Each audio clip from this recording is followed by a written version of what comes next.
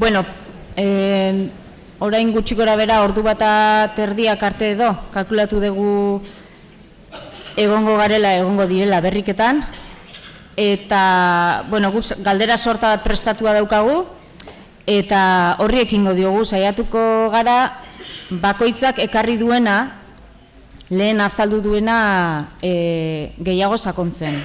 Gero noski bost dira, maingurua da, eta pentsatzen dut elkarri hitza kenduko diotela, eta eztabaidatu edo gintzat hitzein dutela. Hasiko gara lehengo ordenean, eta Larraitz Madina Beitiarentzako gogoratu emunetik datorrela bera, galdera batzu prestatuta ditugu eta saiatuko gara lehenengo kolpe hontan telp tailerrekin lotuta eta ez dau musik egitasmoari lotuta pixka bat sakontzen. Lehenengo galdera egingo dizut, telp eta ez dau musik egitasmoak aipatu dituzu, bataren eta bestearen helburuak diferenteak dira, zein dira bien arteko aldeak? Bueno, nagusiki, bi tailer hauen arteko desberdintasunak bi dira nagusiki. Batetik, hartzaileen kontzientzia maila, dudarik gabe. Ez da musik tailerretan nolabait, beraien helburua, tailer horien helburua kontzientzia pistea eta lantzea da, lehen esan dugun moduan. Eta nolabait jarrerak eraginez, portaerak edo pentsamendua garatuz jarrerak aldatzea, barkatu hori da. Beraz, iztuna talde horietan hartzaileak kontzientziarik gabekoak dira, nolabait ez dira deseroso bizi egunerokoan hizkuntza bat aukeratu, beste aukeratu edo erabiltzerako orduan. Gutako asko etxe euskaldunetan edo ingurune euskaldunetak nazitakoa gara, eta baditugu ingurune asko euskaraz bizi garenak, baina gaur egun joera handia dago gaztelaniarako, eta inguruan danok daukagu norbait gaztelaniaz aritzen dena, eta horiekin gaztelaniaz aritzea erraz egiten dugun kontu bada. Beraz, uste dugu, ez dau musik tailerretan nolabait kontzientzia pisteak ekarriko duela nolabait konturatzea euskaraz bizitzeko aukera gurea dela edo. Bestetik telpetan, hartzailea kontzientzia duna da, oso argi dauka nolabait euskaraz bizi nahi duela, eta bere helburua da egunerokoan dituen harremanak nolabait norbere hizkuntza esparrua aztertu eta euskarari leku gehiago egitea. Askotan kontzientzia duna denak eguneroko hartu emanetan oztopo ugari izaten ditu, deseroso bizida sarritan, lehen aipatu dugu moduan, haserrea sentitzen dugu, etxipena batzuetan, bakardadea. Uste dugu askotan gure esku dagoen dena egiten dugula, baina hala ere ez da nahikoa gu lasai eta ondo bizitzeko. Eta hoixe da, bata kontzientzia gabekoentzat da, eta bestea berriz kontzientzia dunentzat. Eta gero bestetik, hartzaile taldeak ere desberdinak dira, batean zein bestian. ETM tailerretan normalean sail, gune, enpresa bateko talde bat izaten da hartzailea, hau da gune natural bat edo izango litzateke. Eta horrekin batera nolabait jarrerak eta lantzen dira eta nolabait sail horretan, gune horretan, talde horretan dituzten oztopoak aztertzen dira eta nolabait irtenbideak proposatzen dira. Telp tailerretan berriz, hori, norbere hizkuntza esparruan euskarari leku gehiago egin nahi dioten edo nor izan daiteke, telpetako hartzailea. Batzutan gertatzen da hori, talde natural edo ingurune batekoak izatea, baina beste askotan ez. Hala ere, hori uste dugu garrantzitsua dela nolabait, euskaraz bizitzeko nahia duten horiek elkartzea nolabait, ikuspegi estrategiko bateratu bat izateko, ikusteko bakarrik ez gaudela, eta nolabait beti ere sintonia berean dauden beste batzuekin lan egitea gure motivazio ontzia betetzeko bide dalako, ez? Beraz, hori da telpetako zerbait, helburuetako bat, eta gero bakarrik gaudenetan ere oso garrantzitsua da horratzean talde badagoela gure asmo berekua jakitea edo. Eta kontzientzia aipatu duzu, kontzientziak aktibatu nahi ditugu, baina testuinguru konkretu bateko kide guztiak nola aktibatzen ditugu? Normalizazio bidean aurrera egin ahal izateko argi dago gizarte guztian parte hartzea beharrezkoa izango dugula. Gure inguruan hiztun tipologia handia daukagu, era guztietako hiztuna gaude, euskaldunak, euskaldunaren barruan ere era guztietakoak, kontzientziadunak, hainbeste erabiltzen ez dutenak, ulertzen dutenak, euskara ikasleak ere hor ditugu, erdaldunen kasuan ere badira jarrera honekoak, mota ezberdinetako hiztunak ditugu. Normalizazioan pausoak ematerako orduan, lan handia dugu, uste dugu lehenik eta behin helburu errazak eta egingarriak izan behar ditugula buruan. Eta horregatik uste dugu lehenik eta behin hizkuntza kontzientziadunekin lan egin beharra daukagula. Nolabait zertarako, azken finean hizkuntza kontzientziadunok daukagu nolabait alderdi kognitiboa burua daukagu aurreritziz beteta, edozein topikok dantzan jartzen gaitu, nolabait autozentratu beharra daukagu, bihotzai begira edo emozioi begira ere askotan deserosotasun ugari bizitugu, txiki sentitzen gara sarritan, txikitasun horretan askotan autoestima ere baxua izan ohi dugu, eta hori guztiaren ondorioz komunikatzerako orduan sarritan portaera lotxati bat izaten dugu, edo barkatu, edo perdon, edo horrelakoak askotan erabiltzen ditugu, eta edo bada espada gaztelaniaz hasiko naiz, edo horrelakoak sarri izaten ditugu. Beraz, guk uste dugu geure buruari begira jarri eskero, eta geure burua sendotzen badugu, aurreritzi horrei aurre egin,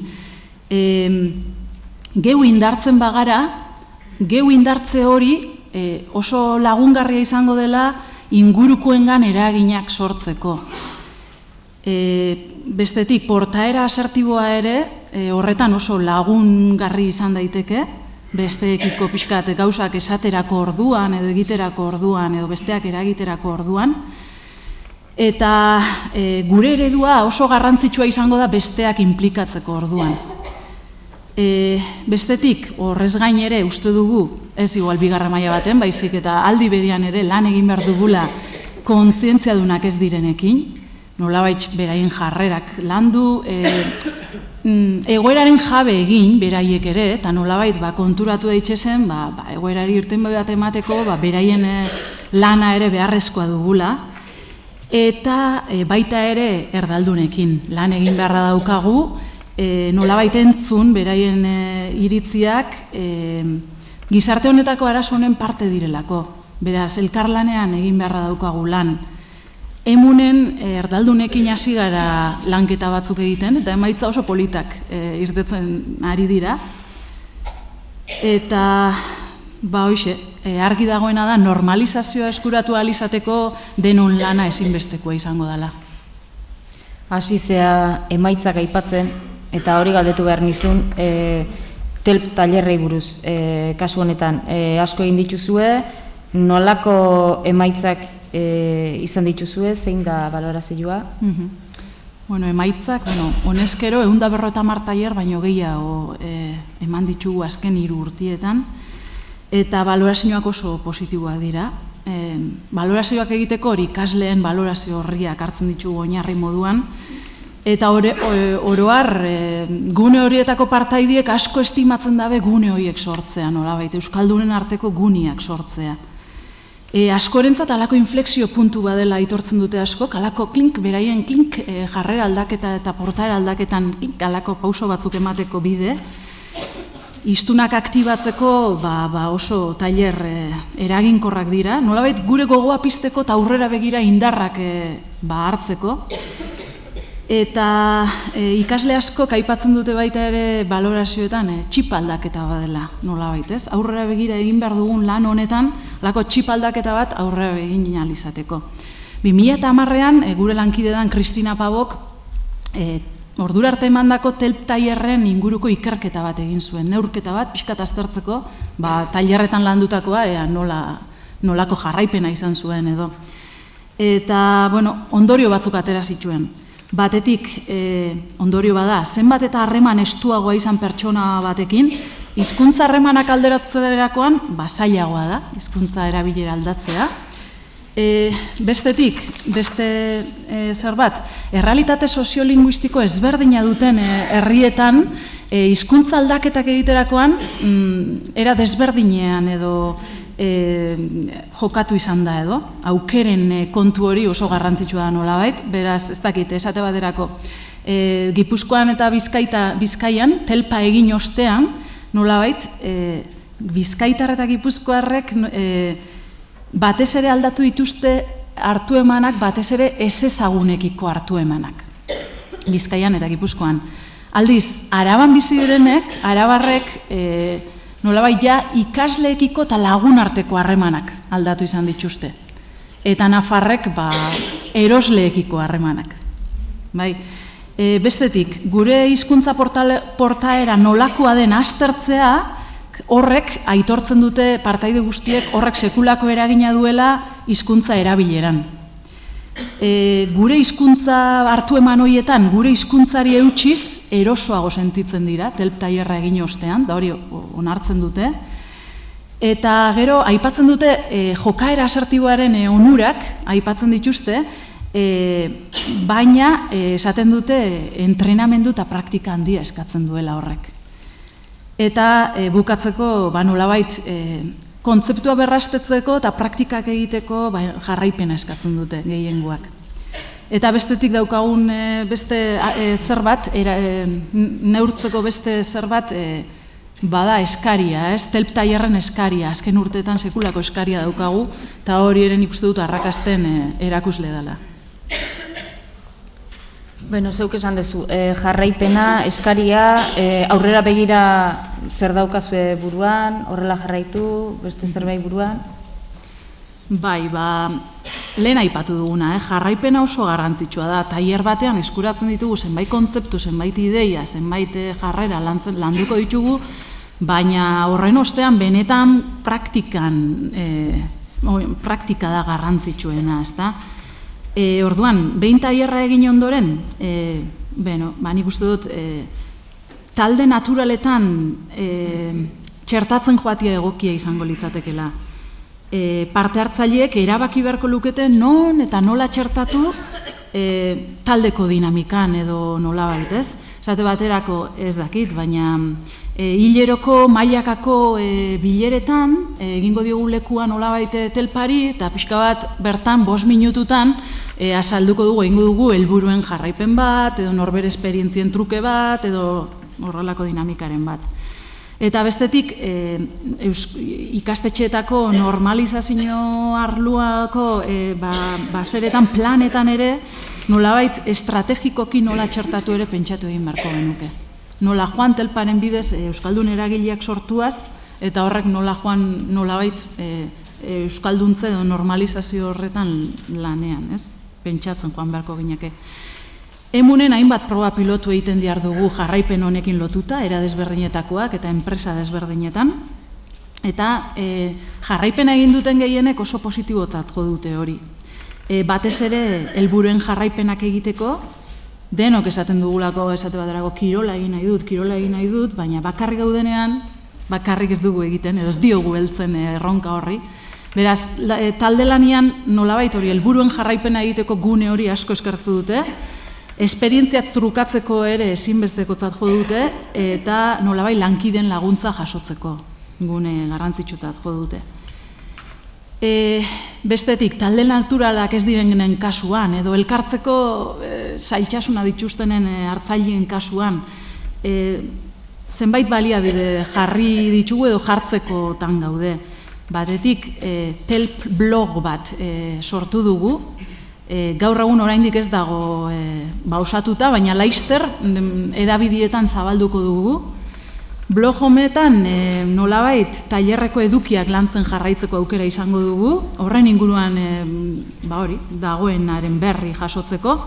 Eta gero txoko batzuk egongo dira nolabait norberari gertatutako esperientziak trukatzeko, botatzeko, eta horrekin batera irtenbideak proposatzeko guztion artean. Beraz, uste dugu baliagarri izango dela, hortan lanean jarraitu nahi duenarentzat, pixkat trebatzen jarraitzeko eta besteengandik ikasten jarraitzeko.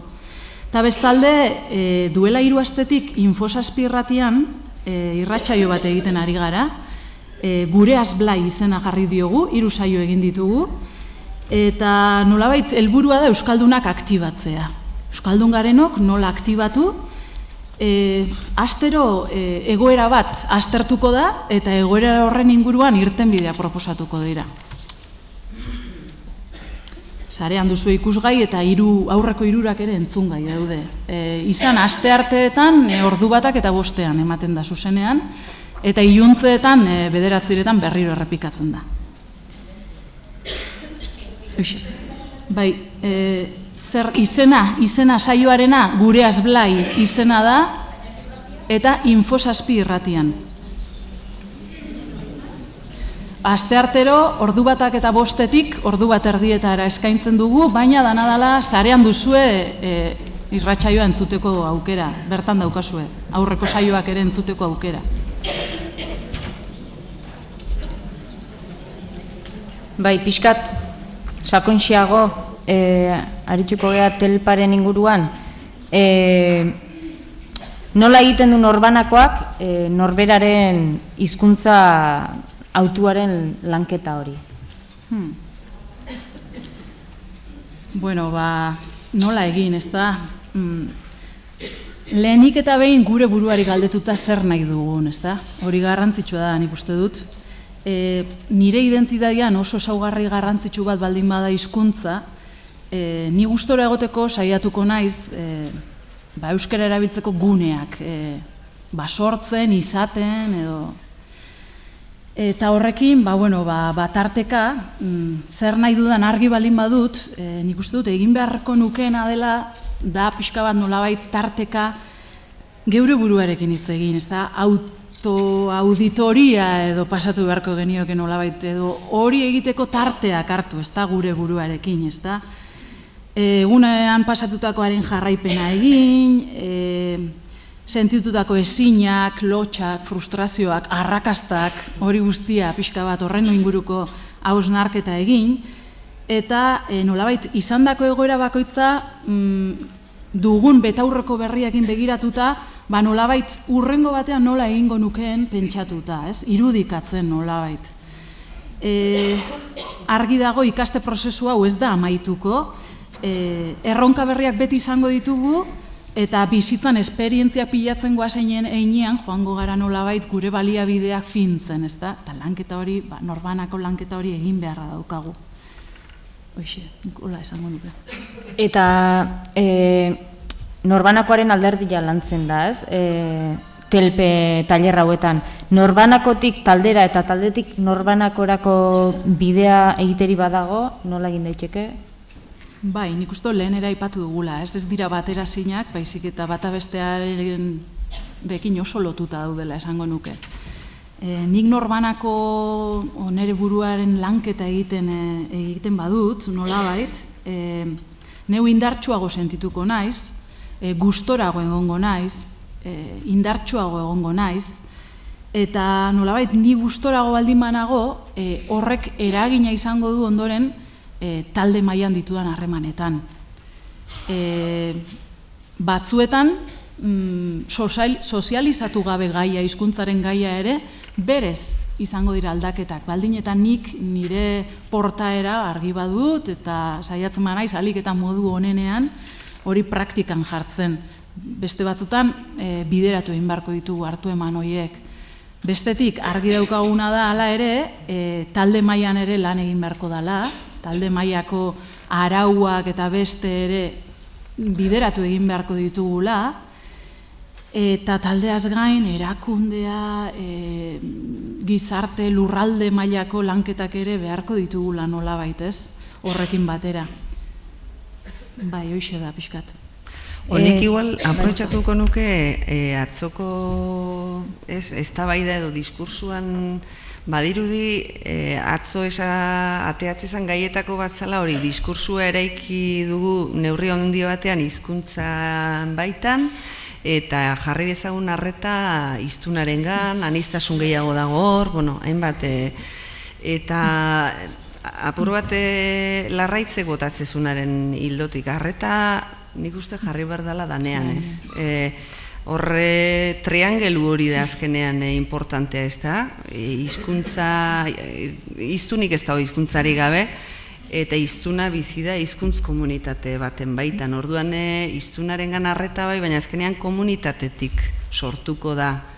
Sortu berden indarra, energia, motivazioa gero, ba hori ez, hizkuntzaren berreskuratze prozesu hori martxan jartzeko. Orduan importantea da danak kontutan hartzea, eta hiztunak baditu behar batzuk eta baditu indargune batzuk, hizkuntzak beste batzuk eta komunitateak dudari gabe ez, ez dut uste eskluyenteak diranik ez.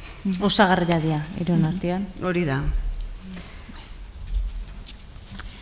Bai, bueno, igual, bukatzeko larraitzen azalpenekin aipatu dezu immigrazioaren lotutako tailerrak edo zerbait aipatu dezu, 3 tailer edo uste dut aipatu dituzula. Kontatu dezakezu pixka bat zein dian tailerroien ezaugarriak edo? Ondo. Beno, 3 tailer sortu berri ditugu, lehen aipatu ditugu moduan, bata da hizkuntzarrera nola egin, edukia eta sistematizazioa.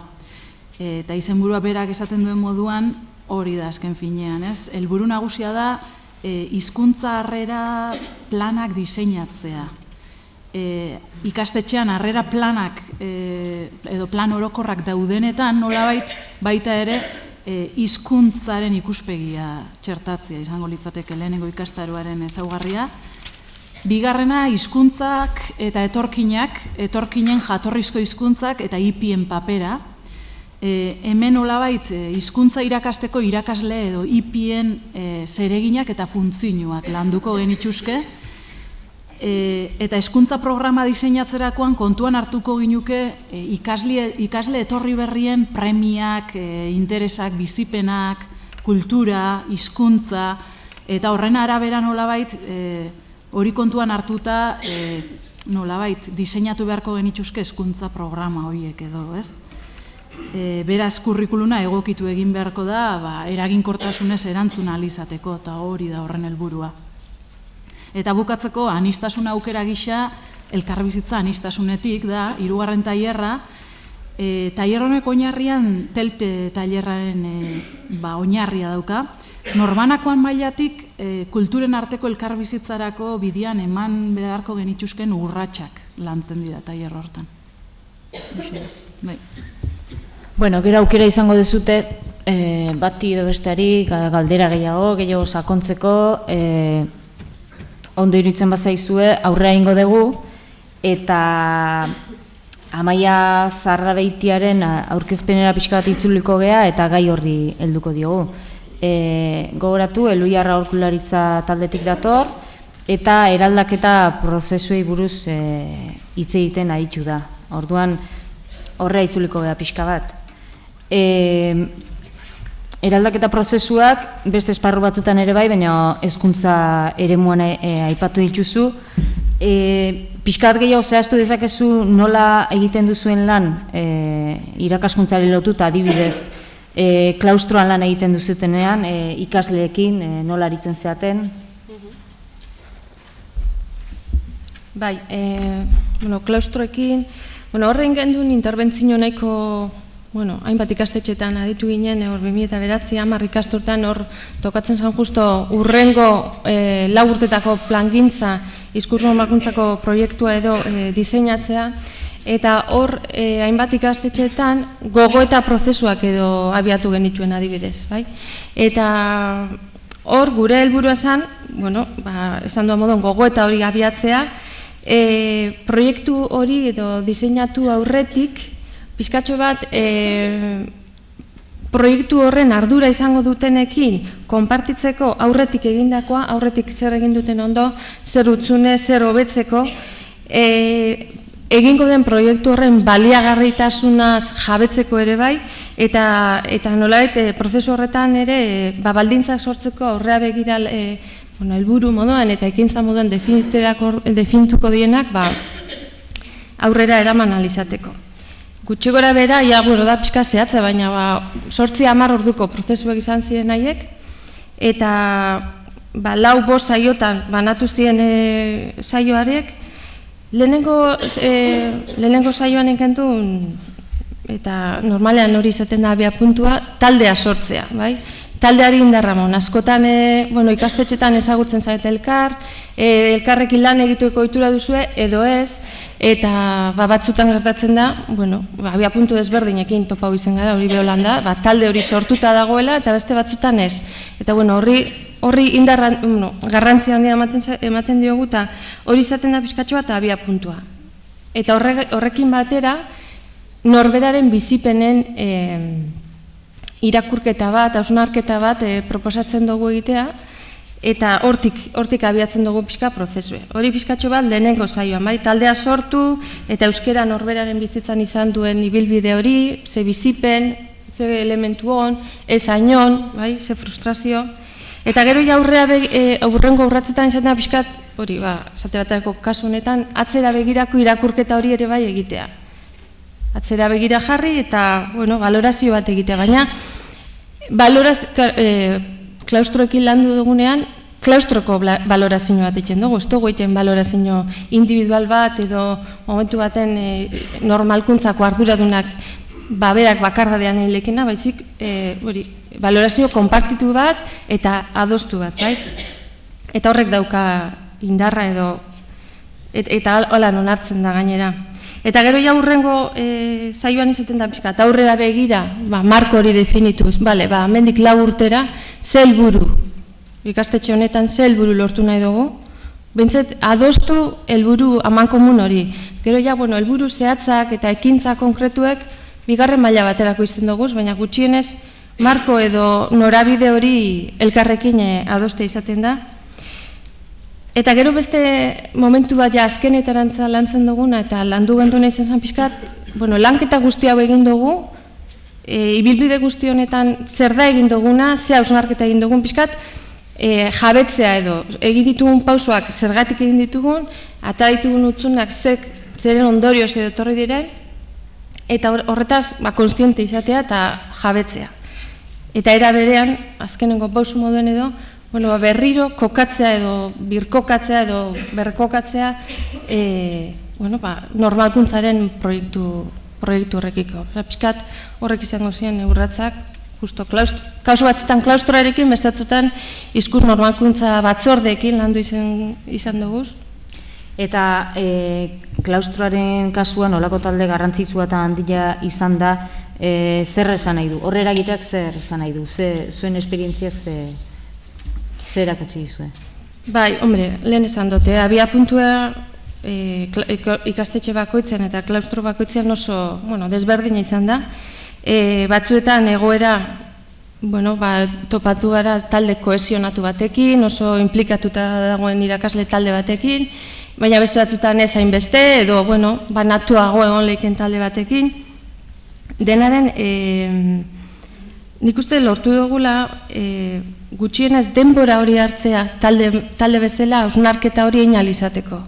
Eta, pixkat hemen badaukete apuntatuta ez, eta hori da pixkatxoa baloratzen da, denbora hartzea hausnarketa lasai eta baldintza honetan egin alizateko. Talde guztia, klaustroa edo hizkuntz normalkuntza batzordea baldin bada norabide berean jartzeko, baita be, askotan funtzionatzen dugu, plangintzak egiten dira, ze papelak dana hartzen dugu, baina gero batzutan funtzionatzen dugu inertziaz edo inkonstienteki. Orduen, talde bezala laguntzen du baita ere ordenatzeko, lehentasunak markatzeko. hori klabe gakoak edo identifikatzeko, zeintzu diren gakoak eta ondorioz indarra edo fokoa nun ipini behar dugun identifikatzeko. Eta, bueno, lehen aipatu bat ere bai, baina kasu askotan taldetzea bera, talde hori kohesionatzeko pausuak emon izana ere, baloratzen da oso ondo. Nik igual horrek aipatuko nituzke. Eta ondorengo aldaketarik edo urrengo pausorik izaten da, esan duzu, behintzat hobesten dela edo asko dela denbora hartzea, hausnartzeko, gai honen inguruan. Urrengoko pausorik edo noraino iristen da? Bueno, azkenean plangintza bat egiten dugun heinean, gero jarraipen bat egiten zaio, askotan gure interbentzioa hor, euren esku geratzen da, hori da beste helburu bat markatzen duguna, beraiek izatea pixkate plangintzaren jabe, baina hor eskatzen du interbentzio mailan gurea kanpotik edo beraiena barrutik pixkat modu antolatu baten horren segimentu egitea, eta, klaro, hori elikatzen joan behar da era berean. Ez da, momentu 10 orduko prozesu baten dena konpontzen edo, hori elikatzen jarraitu behar da. Bai, eta pentsatzen dut ikastetxe berera ere itzuliko zinatela, orokorrean galdetzen dizut, baina zein balorazio egiten duzute eraldaketa prozesu hauek aplikatu dituzuenean ikastetxetan, eta kontuan izan da hori, batzuetan berriro itzuli zaretela, zer topatu dizute? Ikastetxetara urreatu izan garenean da urreatzen garenean esaten dugu pirura magikorik edo barita magikoik ez daukagula, azkenean indarra ipinen nahi dugu beraien esperientzietan, beraien eskarmentuen, guk ere badauko gure eskarmentu eta azken baten konpartitu egiten dugu, guk azken finean eskaini duguna da, bez bat, laguntza bat, bide bat, gauzak beste modu batera planteatzeko edo egiteko, ezta?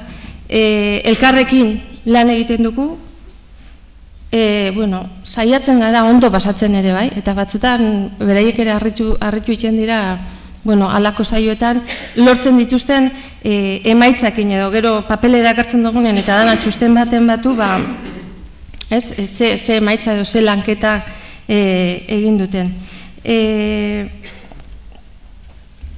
Lehen esan duana, ez daukagu pirura magikorik, eta orduan bintzen dugu zena dire baldintzak, parte hartzea sustatzeko, horizontaltasun hori bilatzen dugu, denen iritziak maila berdinean edo jasotzeko, indar bera izateko, eta sarri askotan, edo zuzendaritzako kideak egoten dira, edo rol ezberdina jokatzen dituzten irakasleak, eta hor, batzutan eguneroko dinamiketatik saiatzen gara pixkatori apurtzen, eta denen parte hartzea bilatzen.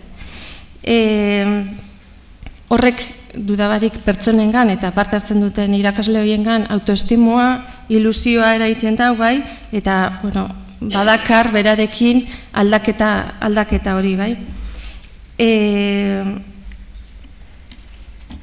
hori da, askotan hori eureke harrituta gelditzen dira, eta, martxan ikusten dutenean egin dutena, benetan ondo baloratzen dute.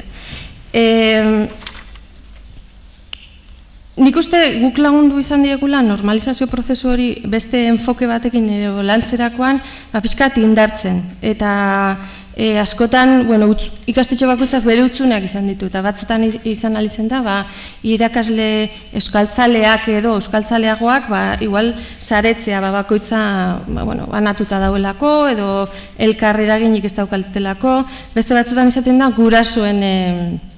gurasoengan indarra jartzea edo ikasleengan, azkenean ikastetxe bakoitzak utzune eta horren ondorioz bide ezberdinak hartu izan ditu, baina nik uste balorazio positiboa izan dela, adierazgarri bada, pixkate lehen larritzek izan dago, eskaerak jarraitzen du, gu egon izan garenean, ikastetxe asko saiatu dira gu barriro bueltatzen, eta azkenean ikus diotelako bide horretatik posible dela, eta laguntza hori oraindik ere igual beharrezkoa dutela. Ikusten dezute balorazio positiboak egiten ari dira, baina lasai gero funtzionatu ez duenari buruz ere hitz egingo dugu lasai. Beste pare bat galdera, ez dakit aurkezpenean lehen aipatu dezun, baina eraldaketa prozesua bera zer den gehiago zehazteko eta azaltzeko, hor erabiltzen dezute konzeptu bat eraikuntza kolektiboa, ez? Deitzen dana eta horren bueltan. Pixka bat hori zer den azaldu dezakezu? Saiatuko naz, Bueno, uste dut lehen esan dudala, baina pixka eta berre. Bueno, esan dut, eraldaketa prozesuaren oinarrian pertsonak hartzen ditugula, eta pertsonak oinarri hartuta gure helburua edo ardatza ez da inbeste produktu bat edo emaitza bat lortzea, baizik prozesua bera. Prozesua izaten da giltzarri. Edukiak eta gaiak, noski modu orekatuan lantzen dugu, hori barik ez delako posible, baina bigarren maila baten edo geratzen dira. Pertsonak izanik ardatz, arrazionaltasuna edo elementu objektibo ez gain, elementu subjektiboak edo emozionalak ere lantzen ditugu, bai? Eta orduan, pixkatxo bat dinamika izango zen, eraikuntza kolektibo kontzeptu hori ulertzeko, subjektibitate horretan oinarriturik, hau da, banakakoak lanketa hori edo norbanakoak egiten duenean, sozializatzerakoan, talde handian, sozializatzerakoan, taldearen posizionamenduan eragiten du, eta gero taldearen posizionamendu horretatik berriro pertsonaren aipatu duan dialektika hori ez, pertsona, taldea, pertsona. Eta hortik, apurka-apurka, eraikuntza edo eraikuntza talde, eraikuntza kolektibo hori emate da. Subjektibotasun hori eta baldintza horrek lantzerakoan pertsonaren almentzea edo boteretzea edo bideratzen da, eta, azkenean boteretze horrek eta elkarrelikatuz da elkarreraginez taldean, horren ondorioz edo eraikuntza kolektiboa etorriko da, bai? Eta beste kontzeptu potolo bat, eta gero, esaten joan errexagoa galdera, baina uste duzaleagoa dela, urrengoa. Refletekintzaren paradigma erabiltzen duzu, eraldaketa prozesuetan termino hori ere oso erabilia da. Horrekin lotu dezakezu? Nik uste pixkatxo bat igual errepikatu ingona zela, azkenien refletekintza eta orain arte pixkat azaldu duana, eta eraldaketa prozesuen oinarria edo ikuspegia refletekintza ikuspegi horretan dau. Eta azkenean bi dialektika horiek ematen die, eta da bata pertsona, taldea pertsona, eta hori da ekintza, osnarketa, ekintza, bai? Dialektika horren kombinaketa edo joan etorriekin egiten da lanketa. Eta gero, badauz azpilen beste elementu batzuk, lantzen direnak, eta tartean da, pertsonen, parte hartzen duten pertsonen boteretzea, eta ikuspegi hau erabilizen da, hainbat esparrutan, genero berdintasuna, edo etorri berriekin, edo hainbat komunidadeetan eta bebai. Azkeneko galdera, nora arte da hiztun bakarra eraldaketa soziolinguistikoaren arduraduna? Guk horre, galdera potolu da, baduku dinamika bat, normalean asko gustatzen da, niri asko gustatzen zait, eta da ibaiaren ariketa. Normalean prozesuaren hasieran edo planteatzen dugu ja, pixkatxo bat egiten dugu irakurketa bat, marrazki bat egiten dugu, ibai baten irudikatzen dugu gure euskararen ibilbidea, gure bizitzan euskarak izan duen ibilbidea irudikatzen dugu marrazki baten, eta, ariketa hori egiten dugu, norbanakoak bakoitzak egiten du, eta gero taldean sozializatu, eta gero pixkat horren inguruan hausnarketa bideratzeko edo galdera batzuk, eta justu galdera hori edo antzerako bat planteatzen da, ez? Zenbateraino da norbanakoa norbere ibilbidean egin dituen autuen edo horren arduradun, eta zenbaterainoko eragiten digu kanpoko beste elementuek. Horre erantzunek askotarikuek dauz, eta bakoitzaren ibilbidea dudabarik eta bizipenak oso desberdinak izan dielako. Nik dana ausartuko nazaten nire ustez eta portzentai handi baten norberarena dela, iztunarena dela aukera edo ardura, igual berra potoloa da, baina ardura ere bai, eta horrek ez dugu baztertzen lehen pixkat hiruko edo ez, gizarteak eragina daukola, gure ingurune hurbilek eragiten dauela, eta batzutan, naiz eta gu arduradun izan, inguru horrek eragiten digula, eta horre ere gora berak egon lehizela momentu baten, baina nik uste dut, portzentaia handi baten, norbanakoaren ardura dela.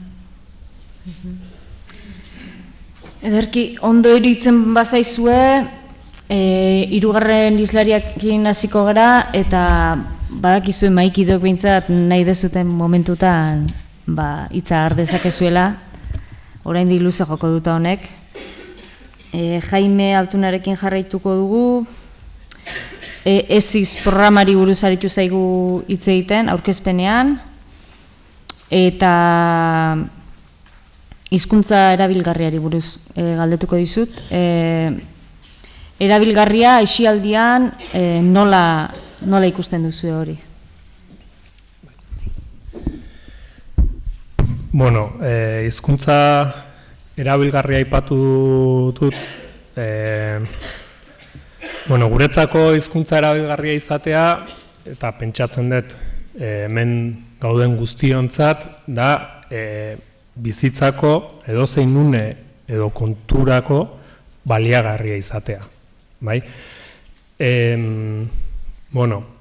Duela gutxi, lankide batek aipatzen zian adibide bat, pixkat igual hau honen adierazgarria izan daitekena edo, esaten zian behak udaran hemen Gasteiz ondoko herri txiki baten lanean aritzen da, bertako piztinan, piztinan arduraduna da, hori, denetarik egiten du, piztina garbitu, iriki, itxi, komunak, eta txutxe denda edo goxoki denda, saltzailea, tabernaria, denetarikola. Eta kontatzen zian aurten, udaran hortan egitzen da, baina urte guztian zehar aurrekin lana egiten du aterpetan. Etortzen dian eskoletako juten dian aterpetan programak itea, egonaldiak, eta beha horre duten da, orduan, esperientzia du aurrekin. Eta, kontatzen zian behak aurten, etorri zaiola aur bat, ez guatzen izena, baina, ez du ajola. Aur bat, eta txikitatik piztina horretara urtero udaran juten da aurra. Eta aurten, 12 urte edo ditu, juntzitzaiola goxokiak erostea, eta esan ziola, esti, dame 2 fresas de, dos chupachus, 2 txikles, eta, harrituta esan zion. Nahi, zergatik ez diazu euskeraz eskatzen, eta mutilakolako aurpegi jarri zion, eta esan zion, jotiak, estoy de vacaciones.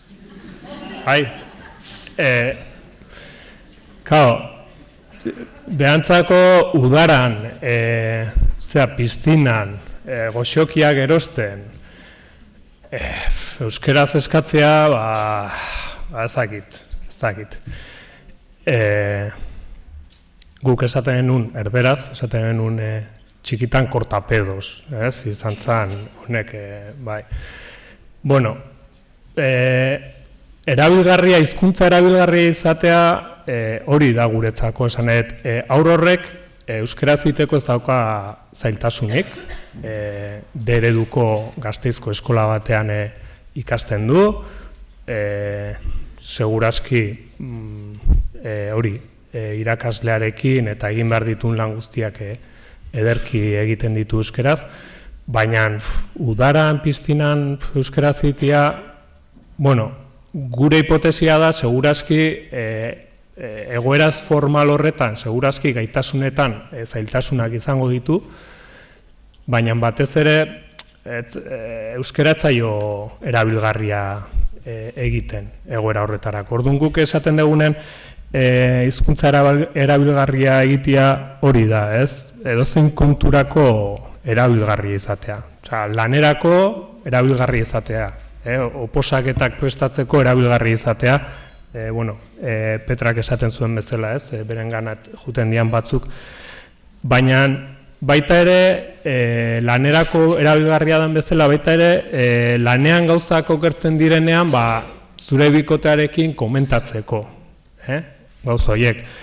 Edo oposaketa gainditu dituzula kuadrilan ospatzeko, hor ere euskara erabilgarri izatea. Edo, bileraren akta sinatzeko boligrafoa ez da bilela adierazteko, hortarako erabilgarria. Gauza bizitzako eremu guztitarako, ez? Horre, hori denon irakurketa da, eskolak erabilgarri indula hizkuntza, baina batzuetan hizkuntza erabilgarri du eskolarako, edo eskola da batez ere hizkuntza erabilgarria da eremua, ez? Orduan, hortaz nik uste Petrak gehiago hitz egingo dula, baina niretzako hor klabe importantea da, klabe oso garrantzitsua da, hori, eskolatik gure aurrak, gure gaztek eskolatik ateratzen direnerako hizkuntza erabilgarri izatea, eta nire ustez hor, oraindikan erronka handia dugu. Badabiltza, emun edo luiar bezalako erakundeak badabiltza hor lan munduan eta lan egiten, baina nire ustez hor sekulako lana dugu, luzatzen nahi nez asko, baina gero galdera gutxi egin degazu. Hori, eta hor adibez lanbide heziketarena, pentsatzet hemenengo zatela batzuk, hori nire ustez Petrak pentsatzen detera aipatuko dula, hor, oraindikan lan handia dago egiteko. Bestela, Gasteizko aurrori, Piztinara dijoan aurrori, ez badu hor aurrera begira, hor eredu edo zerbait esaten diona euskara erabilgarri izango zaiola, zai izango da. Hortan guke aisialdian bai erronka nagusia segurazki hizkuntza ez formalean dugu, baina nik uste hor da, erabilgarri izatea hori da, pixka. Gaitasuna ere aipatu duzu. Gaitasun komunikatiboaren gaia ere jorratzen dezute, hori nola lantzen dezute? Bai, gaitasun komunikatiboa, guke aurrekin gaitasun komunikatibo asko landu izan dugu eta lantzen dugu jolasaren bitartez. Guretzako jolasa oso tresna egokia da, gaitasun komunikatibo hori lantzeko. Eta sartuko naiz pixkat baloratzen, urte batzu daramatzagu honen inguruan, eta lehen aipatu ditugu balorazio onak esango ditugula, baina balorazio txar batzuk ere igual aipatu imar ditugu. Haibez aurren artean, gu bai azken urte hauetan bai ikusitu, jolasen bitartez landu ditugun esparrutan hizkuntza ez formalean, eta aurrera pauso batzuk eman diala.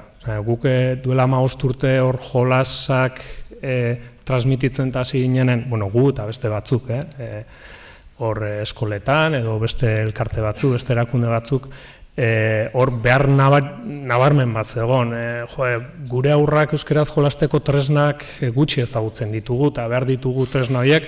Orduan gu juten ginen askotan eskoletara, eskolaz eskola, eta oso politia zan ikastori egitea, oso erresa zan ikastora prestatzea. 15-20 bat jolas prestatu, eta bazenekin area junda, ia inork ez zitula ezagutuko jolas horiek, orduan oso politia zan. Gaur egun zailago da, gaur egun 20 jolasekin balimazoaz, badakizu ia 20 horietatik 10-12 ezaguna diala, ja. Guretzako hori pozgarria da, horrek esan nahi du, hor jolas eta aurren kaleko hizkuntzan inguruan hor sortu dala, ez? Nolabaiteko mugimendua. Gaztekin antzeko zerbait egiten saiatu ginen, edo hasi ginen iten, eta higi egiten, batez ere lagun arteko hizkerarekin jolasean izeneko programarekin, eta higea egiten, baina hor zailtasun handiagok topatu ditugu. Lagun arteko hizkerarekin jolasean programa da,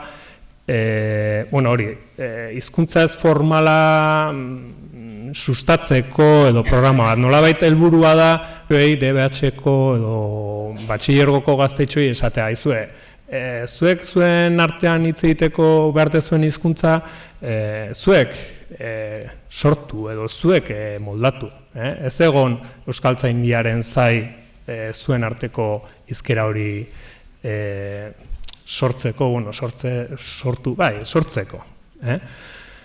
Hori da helburua.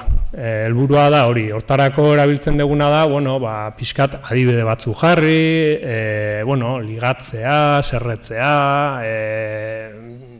txantxak egitea, adar jotzea, pixkat horren inguruan adibide batzu jarri, baina beti helburua izana, zuek lasai erabiliz zuen hizkera euskeraz. Hor emaitzak nik ez ditut nabaritu, guk ez dituguna aritzen olako emaitzak gehiagirik lortu ditugunik. Irutzen zaigu programa planteatuta dago 6 orduko sesio, 2 orduko edo ordu beteko sesio batzuk, askotan ikastetxetan, baita isialdian, baina gehiago ikastetxetan, ez dugu gehiagi nabaritu hortan. Horratik eziz programan integratu dugu lagunarteko hizkerarekin jolasean programa. Nolabait konturatu geha lagunarteko hizkerarekin jolasa programa isolatua, bere horretan, emaitza handiegirik ezin duela eman. Lehen aipatzen nizuenagatik, iruditzen zaigu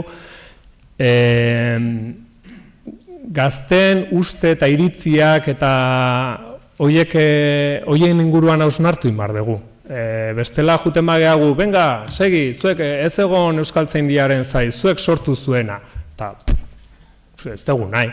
Ostras, zergatik ez duzuen nahi. Claro, ez badiogu galdetzen nahi duten edo ez duten nahi, eta zergatik nahi duten edo zergatik ez duten nahi, gian alperrik aigea, ez dakit. Pixkat hori. Beste pare bat galdera ingo dizkitzut, eta igual lehen komentatu dugun hortara itzuliko geha, hirukote hortara hizkuntza, hiztunak, komunitatea. Zuen programan, zehazki galdetzen dizu, zuen programan ze toki egiten diozue hiztunari, pertsonari berari? Guretzako hiztuna oinarria da.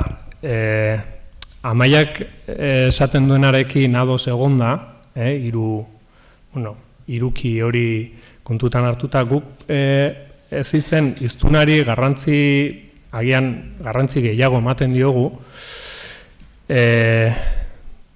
baina batez ere uste dugulako askotan normalkuntza programetan askotan hiztuna pixka bigarren plano batean gelditu dela. Ez dugu uste hiztuna isolatua hartu behar degunik, baina iruditzen zaigu hizkuntzari buruz edo hizkuntzaren inguruan asko hitz egin degula eta hizkuntz komunitatearen inguruan ere, orduan hiztunari bai ematen dugu garrantzia. Ez dakit, Amaiak esan duen harira, Amaiak esaten zuen ahalmentzea, ez dakit, niretzako kontzeptu interesgarria da, lehen urtean, duela 2 urte, Mariluz Esteban antropologoari entzuten genion hitzaldi batean, Mariluz Esteban feminismo inguruan lan handia egin du, eta beak aipatzen zuen erderaz empoderamiento edo hitza oain nahiko modan dagoena ahalmentzea edo jabetzea edo hori dala pixkate euskeran euskera normalizazioan nolabait erabili barko genuke zea kontzeptua, ez? Ez dut ezer berririk esango, hau da, azkenen Larraitzek edo Amaiak esaten dutena nik uste torti di, norbera bere buruarekin gustora sentitzea, ez? Gustora sentitzea eta honek Mariluz Estebanek aipatzen zuen feminismoan empoderamiento eta hitzarekin eta asko erabili izan da, nolabait biktima ez sentitzea eta sentitzea nolabait agentea, ez? Zerbait agente aktiboa. Aktiboa eta batzutan esaten zuen ez hain aktiboa ere. Egoeraren arabera agian ez da beharrezkoa denbora guztian aktibo izaten, ez? Orduan guk ez izen nolabait hori kontutan hartu nahi dugu pixkat jabetza prozesu hori egin, orain ere Amaiak esan duen hitzarekin ator, prozesua, guk ere prozesu bat iten dugu eta prozesu horri ematen diogu garrantzia. Bai? Gero, klaro, bueno, igual, bai, botako dizuet, hemen zailtasun batzuke topatzen ditugu, ez? Ze norbera bere buruarekin gustora sentitzea arriskutsua izan daiteke. Bueno, arriskutsua esanet hizkuntza normalkuntza kontzeptutan, ez dakit hau arriskutsua hortan, ez? Ze lehen Petrarekin eta aipatzen genuen, ze agian norbera gustora sentitzea bere hizkuntzarekin izan daiteke, nik orain aldatzea eta esatea, bueno, eske yo hablo mejor en castellano y entonces me voy a sentir mejor hablando en castellano y a partir de ahora todo lo que diga lo voy a decir en castellano. Claro, hizkuntza normalkuntzan aldetik hor arazo bat dugu, ez? Ez dakit zirutzen zaizuen, bai edo ez?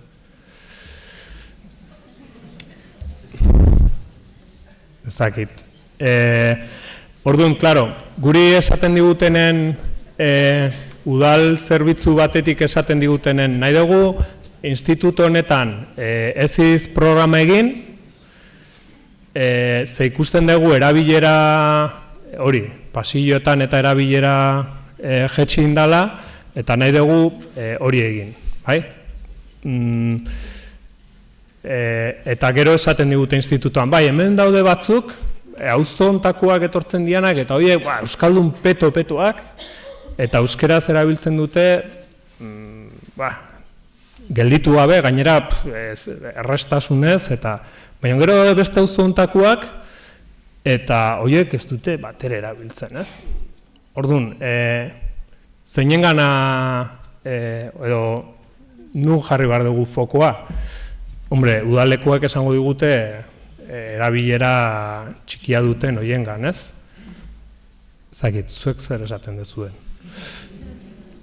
Eta, eske batzuk jalo hartzen nahi diat horretik, gaina ez pixkat. Jazta, esnatu dia. Ez dakit, adibidez. Ez, Larraitzek planteatzen zuen hori, tailerra euskaldunei begira litzateke, baina segurazki euskera teknikari, udal horretako euskera teknikarik, segurazki ez. Esaten digutena da, ez, baina auzo euskaldun hortakoak, horiek erabiltzen dute, horiek utzi pakean, bestekin lan egin. Eta guk esaten digu, ez, igual oso garrantzitsua, edo garrantzitsuagoa momentu honetan horiekin ahalmentze prozesu hori lantzea, ez? Bai, erantzuna zuzena da denekin imar dugu, bai, hori badakigu, bai. Bai, baina, bueno. Bai, zuzenia nola ez dezuten erantzun Amaia Anterorekin hasten bagara eta bueno, oso lotuta uste dut hasiko garela, lehenengo galderakin ere. Arizmendi ikastola gogoratu eta bazara proiektuaz aritu da aurkezpenian. Eta hor esan dezu egiteari, erabilerari, baino garrantzik gehiago ematen diozuela kasu hortan izateari, identitateari. Adibidez, posible da norberarena sentitzen den hori ez erabiltzea? Galdera polita da hori. Ez dakit garrantzi gehiago ematen diogun, dudik gabe ematen diogula garrantzia erabilerari, kontua da une honetan begiradan nun jartzen dugun, ez? Aipatu da lehen, ez? Eta betiko zera horretan gabiltza, erabilera, ezagutza, motivazioa, guk ikusten duguna da, nolabait horren prebio bat moduan badaula beste prozesu bat abian jarri beharreta, ez? eta beste hizkuntza batzuekin eta ere ikusten dugu.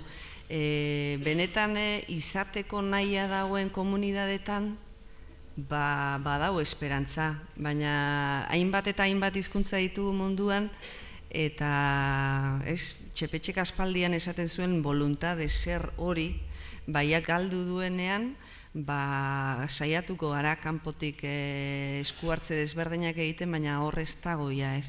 Orduan ikusten duguna da, izateko nahi hori nolabait berpiztea, indartzea, eraikitzea, dala prebio bat, nolabait motivazio ere aktibatzeko eta hortik aurrera beste urratsoiek emateko. Eta bai ikusten dugu ikastolan nolabait begirada horrek eramaten gaituena da, igual kuadro edo suma atzera botatzera, ez da? Erabileran kokatu beharrean arreta gunea, igual arreta gunea guk egin duguna da zabaldu eta atzerago, eta orduan ikusi, izateko nahi horren barruan, igual erabileran zentratu beharrean ikasleekin eta irakasleekin, gure saioetan ikusten ditu gauza gehiago, eta lehen aipatu duen triangelu, inkluso maila ere egin dezakegu, lauko lurraldea ere sartzen baldin badugu, ezta? Nik uste dut importantea dela oso hizkuntzari begiratzea, hizkuntzaren beharrei eta hizkuntzaren indargunei ere begiratzea, oso importantea da hiztunaren beharrei, hiztunaren aniztasunari, hiztunaren potentzialari begiratzea, eta dudari gabe hizkuntz komunitateari. Hizkuntza ez da ezer, hiztuna ez da ezer, hizkuntz komunitaterik gabe. Eta hori eraberean gauzatzen da lurralde batean. Orduan, badauzkagu 4 elementu kontutan hartu behar ditugunak eta landu behar ditugunak. Orduan, saiatzen garena da, ikasleekin saio horietan, igual atal desberdinak lantzen. Eta guretzako adibidez, saiotako bat da adibidez nolako euskalduna izan nahi dut. Eta horrek dauka sekuentzia bat. Baina beste saio batean ikusten duguna da zer da euskalgintza. Eta ikasleentzako oso saio polita da. Batzuek ez dute sekula entzun hitz hori, edo lotzen dute euskara ikastearekin, edo nahiko esanguratsua da. Eta guri, nolako euskalduna izan nahi dut lantzea bezin importantea da, nolabait ikustea euren burua etorkizun batean euskalgintzako eragile potentzial bat moduan. Eta ikustea gure herrian ez dela hizkuntza bakarrik landu eta gauza gehiago landu dira, eta esparru desberdinetatik, eta egiten dira, eta horri uste dut begiratzeak ere ematen duela beste ikuspegi bat. Eta identitatea esaten dugunean zentzu horretan, ez? Nitasuna eta gutasuna lantzen gabiltza etengabe ikastolan, ez? Ni izatea, ni kolektibo baten barruan, eta gero gu, eta gure kasuan da gu hemen ikastola kooperatibo baten barruan, ez? Bai, euskalduna aipatu duzu, zer gertatuko litzateke edo zer gertatzen da? Persona bat nagusiki erdalduna sentitzen bada, eta bere nortasunaren zatitxo bat aldin bada euskalduna. Hori ere oso galdera polita da. Polita, erantzun uste ez dakigula inork, orduan, botakoet. Tokatzea izkigu kasuren batean, ez? Bai etorkinak dauzkagulako geletan, bai, familia erdaldunetatik datozen ikasleak ditugulako, eta ez bereziki ikastolaren aldeko apostu egin dutelako, beste irizpide batzungatik ikastolan daudenak, ez da. Niri gustatzen zaitena da hemen, identitate linguistikoak izan ditzake osagai oso desberdinak hemen gauden guztiongan. Eta hasiko bagina hemen gutako bakoitzarengan euskerak zeleku duen ikusten, segure asko proportzioak gaztarenak edo tartarenak aterako lirateke oso desberdinak, eukiko luke oso zapore desberdina eukiko luke tarta horrek, ezta? Eta orduan, guk ere gure artean ere ikastolan esaten dugu, ezta? Nere euskerarekiko atxekimentuak edo nigan euskerak duen lekuak petrarenak edo gaztelerak duenak bataren ganda bestearengan oso desberdina dira, eta ez dut uste, horretan identitate monolitikorik eraiki behar dugu. Nik uste dut erabat akats izugarria izango litzakela esatea euskaldunak olakoa behar du eta parametro hauetatik kanpo dauena ez da euskalduna edo ez da euskal hiztuna. Norberak ikusi behar du pixka bat ze proportzioetan. Beste gauza bada, eta galdetu diazu, nagusiki erdalduna baldin bada zer leku dauka. Beste gauza bada guk konpartitzen dugun proiektu ikastolaren barruan, eta gure proiektua da proiektu euskalduna, proiektu nazionala, eta guk nahi duguna da euskaraz bizi. Beste herri eta beste kulturekiko berdintasunetik eta osagarritasunean da horri leku eginez, ezta? Baina nahi duguna da gure hizkuntzan eta gure kulturan ardaztutako proiektua daukagu ikastolan. Orduan, zure zera nagusiki erdalduna baldin bada, segurazko ez zara oso eroso sentituko gure proiektuaren barruan, baina hori da gure autua. Orduan, pixko bat zuk erabaki behar duzu. Horrek ez du esan nahi, lehen esaten nuena, eta itzultzen naiz berriro horra, planteamentu monolitikorik egon behar den, ikustet erabat kontraproduzente izango litzakela. Eta orduan, identitate horren osagarriak kokapenaren araberakoa finkatu dituzue, esango genuke, horiek Euskal Herriarekiko, beste testu inguruekiko nola konpartigarria dira, nola... Bai, hori galdera zaila da. Bai, gure proiektuaren osagaiak nahiko espezifikoak dira, ez da? Bizkat gure testu inguruan kokatzen dira, ikastolari lotutakoak diralako batzuk, eta kooperatibari lotutakoak beste batzuk, ez? Orduan, uste dut badituela hainbat elementu komunean, hemen egon lehizken beste hainbat eskolekin, eta hor barruan txertatuko genduke erabat, hori ez, hizkuntzaren berreskuratzearen inguruan lantzen dugun guztia. Baina, gero badira beste hainbat eduki, ikastola ereduaren ingurukoak, adibidez guretzako oso garrantzitsuak direnak, eta badira hainbat kontzeptu eta hainbat planteamentu, ez dakit, autoeraketaren paradigma guretzako oso importantea da. Hori, Euskal Herriko eredu propio bat garatziak ere garrantzia handia dauka, kooperatiba ereduak ere garrantzia handia dauka gure proiektuan, eta hor ikusten dut hainbat elementu igual diala, pixka bat gure idiosiokrasian araberakoak, baina beste batzuk ez, ezta?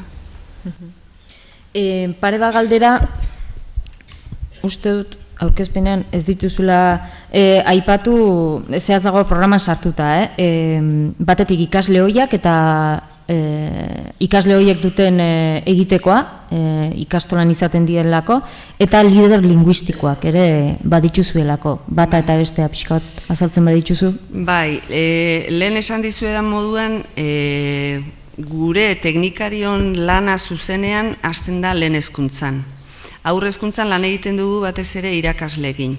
Irakasleekin momentu honetan daukaguna da gurasoen hizkuntz portaeren inguruko egitasmo bat, orduan irakasleak formatzen ditugu, eta gero, hor hainbat baliabide eskaintzen dizkiegu, hainbat mezu, eta guraso bileretan lantzen duten egitasmo bada. Lehen hezkuntzan berriz, guk ematen ditugu saioak tutoretza orduetan, eta txandakatu egiten gara tutoreekin. Orduan, hor sekuentzia badaukagu, azken zikloan, 5. da 6. mailan, eta egia da, daukagun sekuentzia hau, dala gehien bat, hizkuntz jarrera, hizkuntz portaeren lehen aipatzen nuen, apur bat desmontaje lana badao, andamiaje sortuta daukagune, andamiaje aurreiritzi linguistikoen inguruan sortutako andamiaje hori apur bat deskolokatzia da saio horien helburua, Saio batzuk guk ematen ditugu, beste saio hoien jarraipena batzuetan tutoreek ematen dute, eta gero planteatzen da etxera ere sartzen gara, orduan, hainbat lan gero eramaten dituzte etxera. Eta gero igual, gure indargunea dago momentuz bigarren hezkuntzan, ezta? Bigarren hezkuntzan dauzkagu lehen esan ditudan bazara batzorde horiek, DBH-en gela bakoitzean, ez dakit, gelako ordezkaria dagoen moduan, agenda 21-eko ordezkaria dagoen moduan, gure ikastolan dago bazarako ordezkaria. Bazarako ordezkaria hauek aukeratzen ditu gelak, baina nolabait guk aurretik perfil bat jartzen dugu, ze jenden bila goazen. Eta hori egiten dute ikasle zarragoek. Ikasle zarragoak sartzen dira geletan, eta esaten dute, olako eta olako ikasleen bila gabiltza. Etorri nahi duzue, bazara batzordera. Eta orduan, izen emate bat edo hautagai batzuk egoten dira, eta gelak aukeratzen du gelako ordezkaria. Guztira, gutxi gora bera urtero eukitzen ditugu 30 bat ikasle, DBH-en. Hoiekin egiten duguna da lan espezifikoagoa. Geletan joaten gara, geletara, baina hauek gero eukitzen dute gurekin nolabait beste programa bat, beste formazio igual sakonagoa.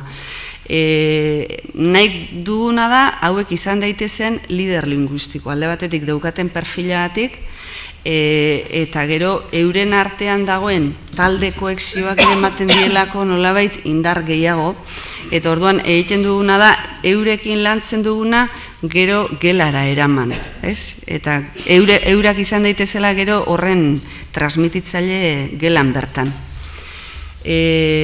Batxilergoan berriz norberak egiten du autuaia. Eta gertatu izan zaigu gela batean 17 lagunek izen ematea bazara batzorderako. Orduan, hor ja autu pertsonala da batxilergoan. Era bat desberdina dira, batzorde bat eta bestea, baina, bueno, eta gero batxilergoko ikasleak ere sartzen dira DBH-ko saioetan. Hori ere, ikusten duguna da, guk baino askoze transmisio lan potenteagoa egiten dutela ikasleek euren artean. Hori oso garbi daukagu. Orduan, gure lana da batez ere lan egitea talde konkretu batekin, baina gero eurak dira besteentzako transmisore onenak. Orduan, gure lana da batez ere lider horiekin ondo lan egitea. Eta gero ikasle horiek sartu ditugu azkenengo 2 urte hauetan, eta ikasle hoiena ere puntazoa da. Ikasle horiak gurekin batzordean ibili diranak, edo inkluso aurreragoko ikasleak hurbildu dira gure proiektura eta esan digute parte hartu nahi dugu zuen proiektuan. Prest gaude parte hartzeko, eta eurak izan dira gazteekin lehen esaten genuena, gaztetxoen erreferente baldin badira zaharrenak, batxilergokoak, pentsa, unibertsitatean dauden ikasle hoiagia dira, eta hor bai, intuitzen ari garena da, aktibatzen ari dela gazten artean, pixka bat hori jarrera proaktiboagoa, edo arrasaten bertan behintzat azkenengo 2 urte hauetan honek guztiak jarri du, aktibatu egin du gazten parte hartzea euskalgintzan, orduan, guretzako oso pozgarria da. Zer ordutan edo bakit ez dela horan egin behar zer ordutan egin duzu edo batzen alditan? Zer, gelako saioak ala batzordeekin? Bazara batzordeekin, hori ere galdera ona da. Hor askotan eukitzen ditugu sokatiran ibiltzen gehalako. Aitor, bestela zuk erantzun, Aitor da. Klase orduetan izaten da normalean. Normalean, guk garbi daukagu gure hezkuntza proiektuaren oso jarduera importantea dela hau. Eta matematikako klasea bezin importantea edo gehiago dela gazte hauekin egiten dugun lana. Orduan, nolabait, adostuta daukagu, naiz eta beti ez da nahian erresa, irakasle horiek, konpromisoa hartuta daukate gero, ikasle horiei jarraipen zehatzago egin, aparte tratatu, eta gero jolas orduak ere aprobetxatzen ditugu. Noizbait asteburun bat edo erabili izan dugu, baina ikasleekin ez da oso erresa Bai. Bai, orain gogorarazi didazu ez dizu dela ezer esan, hori galderak eta kezkak eta pentsatzen dut amutatzen arituko zeatela eta hemendik leister, ordu bat eta terdiak inguruan edo hoiek mahaira iritsiko dira eta komentatuko ditugu. Igual salto egingo dugu eta azkenenko aurkezpenari helduko diogu, saiatuko gara sakontzen lehenengo atalean aipatu dugun gai hori, Petra Elzerrek aurkeztu digun gaia. A ber.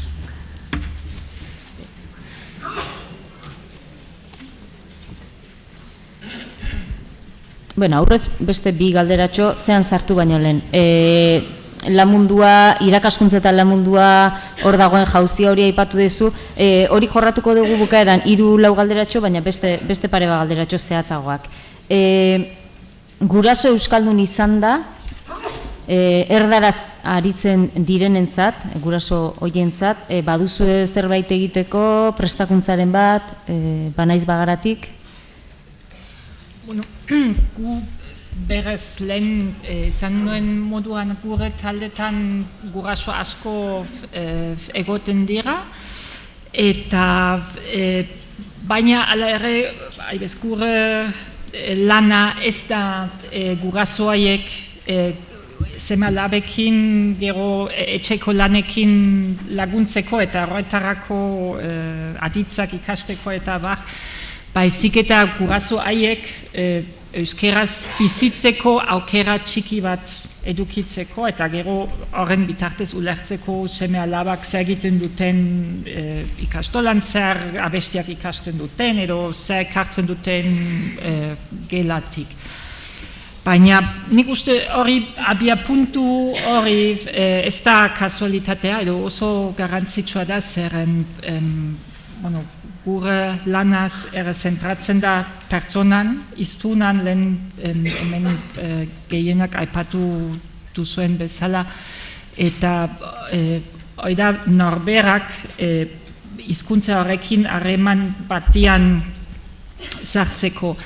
Eta nik uste hori maila ezberdinetan enfoko hori oso garrantzitsua da baita ere seme-alabei begira, zeren nire kasuan, adibez, kasu pixkat berezia da, zeren gure etxean euskeraz hitz egiten dugu eta nik semearekin bai, arrazoi jakin batzuengatik, baina nik errekonturatu nintzen, adibez, nire semea oso gustora ibili izan gaztelaniaz eta asko gustatu zaio Antena 3 eta gaztelaniaz programa asko gehiago euskerazko programak baino eta esan zu jo, aspergarria da, Antena 3 behintzat pixkat kolorea ematen dute programari.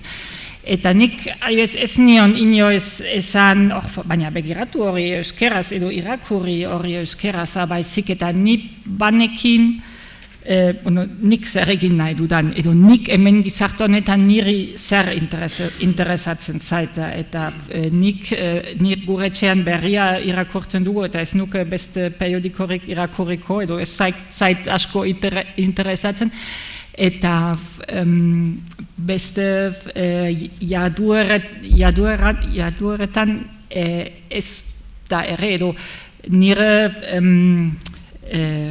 harreman sozialak eta lan harremanak euskeraz izaten dira eta nik badakit nire bidean nundik dijoa eta zentzoretan lasai nago edo pentsatzen dut nire semea hori gustatzen bazaio nik egiten dudana gustatzen bazaio hori da berarentzat orientazioa eta gustatzen ez bazaio auta dadin bere bidea eta nik uste hori pixkat erabili alda adibide bezala baita komunitate rakoa zeren guk egiten duguna erakagarria baldin bada orduan modu natural batean gazteak jarraitzen dute. Naiz eta momentu batean horren kontra egiten duten, baina hori beharrezkoa da ere, gazten biakaran beti, gaztea heldua izan alizateko momentu batean helduen kontra egin behar du, bere bidea aukitzeko. Eta odun zentzu horretan, naturala da momentu batean gaztelaniara jutea zerren eskolan eta etxean eta leku guztietan eta aizialdian gainera esaten badiote jozuk egin euskeraz, odun normala da hori ez egitea. Eta odun zentzu horretan nik esango nuke lasai egin behar da norberak bere bidea. Eta, ja ez nazko gatzen zezan nahi, baina... Bai, guain. Eta beste galderatxo bat, hezkuntzan etorkin asko dauzkagu, zer esango zenioke, umea D eredura bidaltzen duen ezakitea, agian igual erantzun duzu, baina momentuan beste galderak irakurtzen egonez da bestela esan, erantzun baldin baduzu edo horribili baldin bazea. Zer esango zenioke umea D eredura bidaltzen duen guraso etorkinari. Zergatik merezi du euskerak, eta kontuan izan da adibidez, gaur egun bizi dugun egoera, estualdi ekonomikoa, egoera sozioekonomikoa. Bai, hemen bizi dena ikusten du gizarte elebiduna dela, edo hemen bi hizkuntza bizi diren elkarrekin. Eta orduan zentzu horretan, hemen Gasteizen dago publizitate kampaina bat asko gustatzen zaidana, elebiduna naiz, aberatsa naiz. Eta igual hori esango nioke, oida aukera bat bi hizkuntza ikasteko, zeren euskera gaztelania ikasten da kalean edo baita eskolan, baina hemen bizi eta gero ikasten duzu, eta eskolan euskera ikasteko ematen dizu aukera handi bat, eta oroak pertsona elebidunak edo hezkuntza elebidun jasotzen dutenak ere gaitasun handiago dute beste erremu batzuetan ere bai, edo buruan, hausnarketarako gaitasuna handitzen da, zeren ezagutzen dituzu sistema ezberdinak, eta orduan zentzu horretan ustut hau da aukera bat seme alabei eman aldena. Eta lehen aipatu duzu ezta, bizi ibilbidea, gizarteen perspektiba osoa izatea, horrelako terminoak erabili dituzu, beti ere irakaskuntza eta munduarekin lotura hori eginez, ezta? Pixka bat, espektro hori nahiko berria edo egiten zaigu. Pixka bat gehiago gogoratu aurkezpenan egin duzuna hori sakondu dezakezu? Bai, igual hori da hausnarketa bat mundu anglo-sajoiatik etortzen dena nun, igual bizitza osorako ibilbideak hasieratik edo eskolan gehiago kontuan hartzen dena. Ez nun norberaren gaitasunak, edo nun nahasten dira pixkat gaitasun pribatuak eta profesionalak. Eta nik uste, kultura, jatorriz kultura katolikotatik iristen diren gizarteak, naiz eta gaur egun gizarte laikoa izan, edo askoz, enfokea askoz gehiago da hemen sama bat betetzen dut, edo bete beharra betetzen dut nire lan ordutan zehar, eta gero dator festa eta gero dator benetako bizitza, ez? Eta nik usut ere aberasgarria dela bi mundu haiek pixkat txertzatzea, edo lagungarria da norberaren bizitzan ere bai. Bat ez hain sama handia, edo bete behar handia izate, edo sufrimendo handia, eta bestea ez da hain zoriontxo gloriosoa ere, baizik eta, daude gure bizitzan bi ingrediente haiek. Eta zentzu horretan, niri asko gustatzen zait lehen aipatu zana, ahalmentze hitza edo jabetze hitza, eta hori da, hizkuntza gaitasuna pixkat zure bizitzan jabetzea, edo zure bizitzaren aukera bezala ikustea. Aberasten zaituna zure ibilbide osoan zehar. Eta zentzu horretan, nik ustut hezkuntza mailan edo eskola mailan aukera bat da transmititzea begira hemen zure hizkuntza gaitasunak, dira gaitasunak zure bizitza osoan erabili alduzunak edo aprobetxatu alduzunak eta ez bakarrik hizkuntza bera baitzik eta komunikazio gaitasuna. Komunikazioa da funtsezko gaia pertsonan bizitzan eta hori lantzea eta horrekin eroso sentitzea oso lagungarria da pertsonaren ibilbidean eta horregatik ustut importantea da.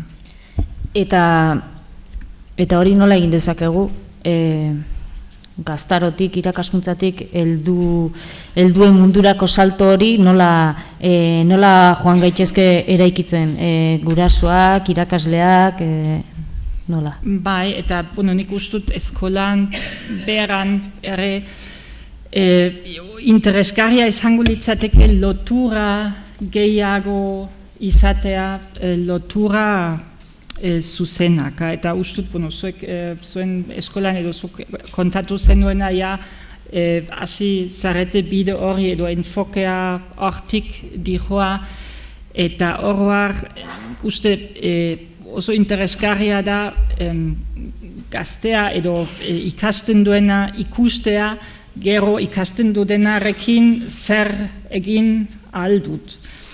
Eta hori hizkuntzarekin edo euskerarekin lotuta nire ustez izan liteke ere eskola batean norbait ezagutzea, adibidez diseinatzaile dena eta euskeraz lan egiten duena, edo soldadorea dena eta euskeraz lan egiten duena, edo tabernaria dena eta euskeraz lan egiten duena, baina edo zein, edo ejekutiboa da Mondragon taldearen zuzendaria eta euskeraz lan egiten duena.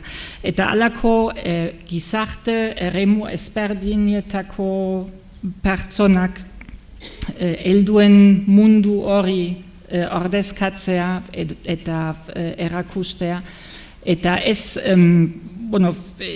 nik oposaketa batzuk gainditu dut eta horrekin nire euskerazko ibilbidea ziurtatu dut, baizik eta hau da tresna bat nik nire bizitzan erabiltzen dudana eta horrekin gustora ibiltzen naizena edo normal ibiltzen naizena, ez da gustoa izan behar, baizik eta hori nire bizitzan hor egiten dut lan, nire lana hau da, eta nire hizkuntza hau da. Eta nik uste hau da oso transmisio interesgarria eta beharrezkoa. Eta nik uste ere asko dago irabazteko eta transmititzeko zeren. Igual, kanpotik eduki behar da enfokea edo ikuspegia jakiteko hemen azken finean euskal komunitatea zer lortu duen, edo zenbat lortu duen, zeren nire ustez ez da gutxi hemen lortu dena, zeren euskeraz dago teknologia guztietan, dago komunikazio teknologia berrietan, eta dago gizarte esparru ia guztietan, naiz eta txikia esan, baina badagoa, eta hor guztut badago prestigio, hizkuntzaren prestigioa transmititzeko badago, bakarrik askotan oso gutxi transmititzen dena, eta nik ustut hor garantzitsua da aldi berean gaitasuna edo ahalmen horrekin batera ere prestigioa transmititzea. Ordu bata eta laurden, terdiak arte edo luzatuko gara eta gen pixka bat gehiago ere, bai. 3 bat galdera dauzkat mahai gainean, ez dakit gehiago izango diren, bat animatuko den, uste dut denbora bintzat emango digula dena erantzuteko. Ondo iritzen bazaizue, ditugu galdera batzuk orokorrak, osondo. Bostontzako, eta lehen esan dugu, balorazio positiboak eta oso ondo, baina funtzionatu ez duenari buruz ere hitz egingo dugula.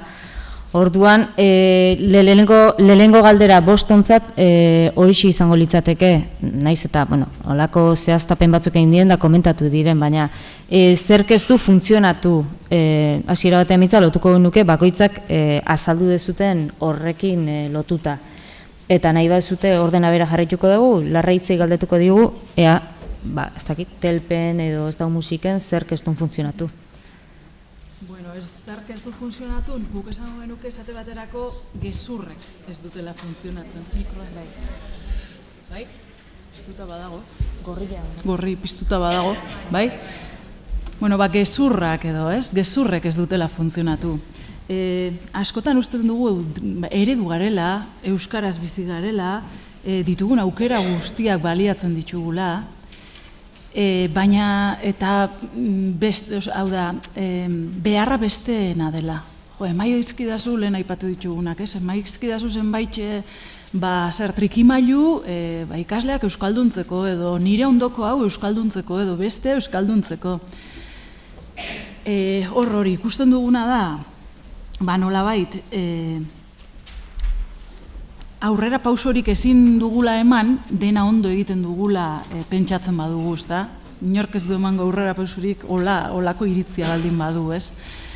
Zintzoak izaten ikasi behar dugu, nolabait, heltzen daukagun errealitateei egunerokoan, eta nolabait horrek landu eta bideratzen saiatu beharko ginake, helduok, nolabait. Bestetik, zerk ez dau funtzionatzu baita ere, edo nolabait hori, lehen aipatu ditugun ideiak, baina kontzientzia eta koherentzian arteko zer horrek, ez da? Koherente izateko lan hori nolabait, ez? Hori ikusten da beharra dagoela, beharra dugu nolabait koherenteago izateko. Pixkanaka lantzen joan beharko gara, baina nolabait hori dena landu eskero eredugarriagoak izango gara. Eta geuk ere esaten dugun horrekin, osoago edo izango gara nolabait. Bai, Amaia? Bai, pixkate larraitzek markatu dauen bide horretatik guk ere beti espektatibak ez ditugu bete. Eta nik uste dut aurkitu izan garela egitura batzuekin, gauzak egiteko beste modu batekin, igual lehen didakargun gauzak egiteko kultura batetan oinarritutakoa, nahi badugu esan gainke egitura vertikal bat, pixkate muturrera eruen da, eta askotan erreklamoa pixkat hori izaten da, soluzioak edo erantzunak, baina aldik eta bizkorren eta gehiagik pentsatu barik, ez? Eta guk justo planteatzen duguna da, kontrako planteamentu bat, ez? Pixkat soluzio edo erantzun horiek zuengan daude, eta guk emango dizkizuegu bitarteko batzuk hori zuek ateratzeko edo zuen bizipenetatik hori bilatzeko. Eta hor batzutan, eukidoguz eta eukin izan doguz, txoke batzuk edo ez dugu asmatu izan, beste batzutan baina horrekin ere nik izango nuke nabarmen hori izan dela. Askotan gizarte honek daraman erritmoak eskatzen digu edo nahi dugu erantzuna ja eta emaitza ja, eta gure planteamentu justo da prozesuari indarra eman, pertsonak kohesionatu, indargunak beste leku baten ipini, eta aurrera begira, igual eskatzen dauena da, atzoe esan da, Xabi Paiak ezaugarri batzuk eta apunta gena esan, pixkat identifika bena gure prozesu eta esan, fedea eskatzen dau konfiantza, borondatea eta pazientzia. Eta ordean pixkat hori askotan falta zaigu. Bai, Jaime? Amaiak esan duenan hildotik edo juteko asmoa nun. Bueno, lehen aipatuet, guri hori programa lagunarteko hizkerarekin jolasean, da bueno, hor bai zailtasunak nabaraitu ditugu emaitzan aldetik. Eziz programan inguruan pixkat guk ditugun zailtasun nagusienak igual Amaiak aipatu ditun horien inguruan dira. Emaitzak ikusten ditugu, esan dizuet Deban 4 urtetan egon dian gaztekin prozesua bukatu dugu eta bueno, guk hor emaitza batzuk ikusi ditugu. Baina zaila egiten zaigu hori transmititzea beste gurekin lan egin behar duten beste eragilei. Instituto batzuetan nahi geha eta hor zuek badakizue, gu baino hobeto, zaila transmititzea zuek planteatzen dezuen hori ona dala eta emaitzak dituela. Justo atxedenean Josunerekin eta emaitzen inguruan hitz egiten genuen, ez? Ze txigarria da DBH-en adibidez lan egitea eta inoiz edo gutxitan ikusten diala emaitzak egiten den lan horren inguruan, ez? Hizkuntzan kontuetan edo beste kontuetan, ez? Justo adin hortan ikustea, lortu dugu, igual handikan urtetara ikusten dugu, baina agian ez dugu ikusten, ze ja gazte horiek ez ditugu ikusten, ez?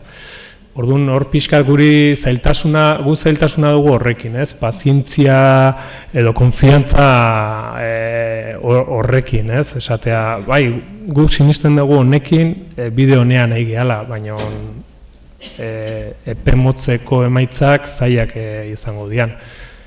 Ez dakit, hori da pixkat. Bueno, guk zailtasunak guke bai izta.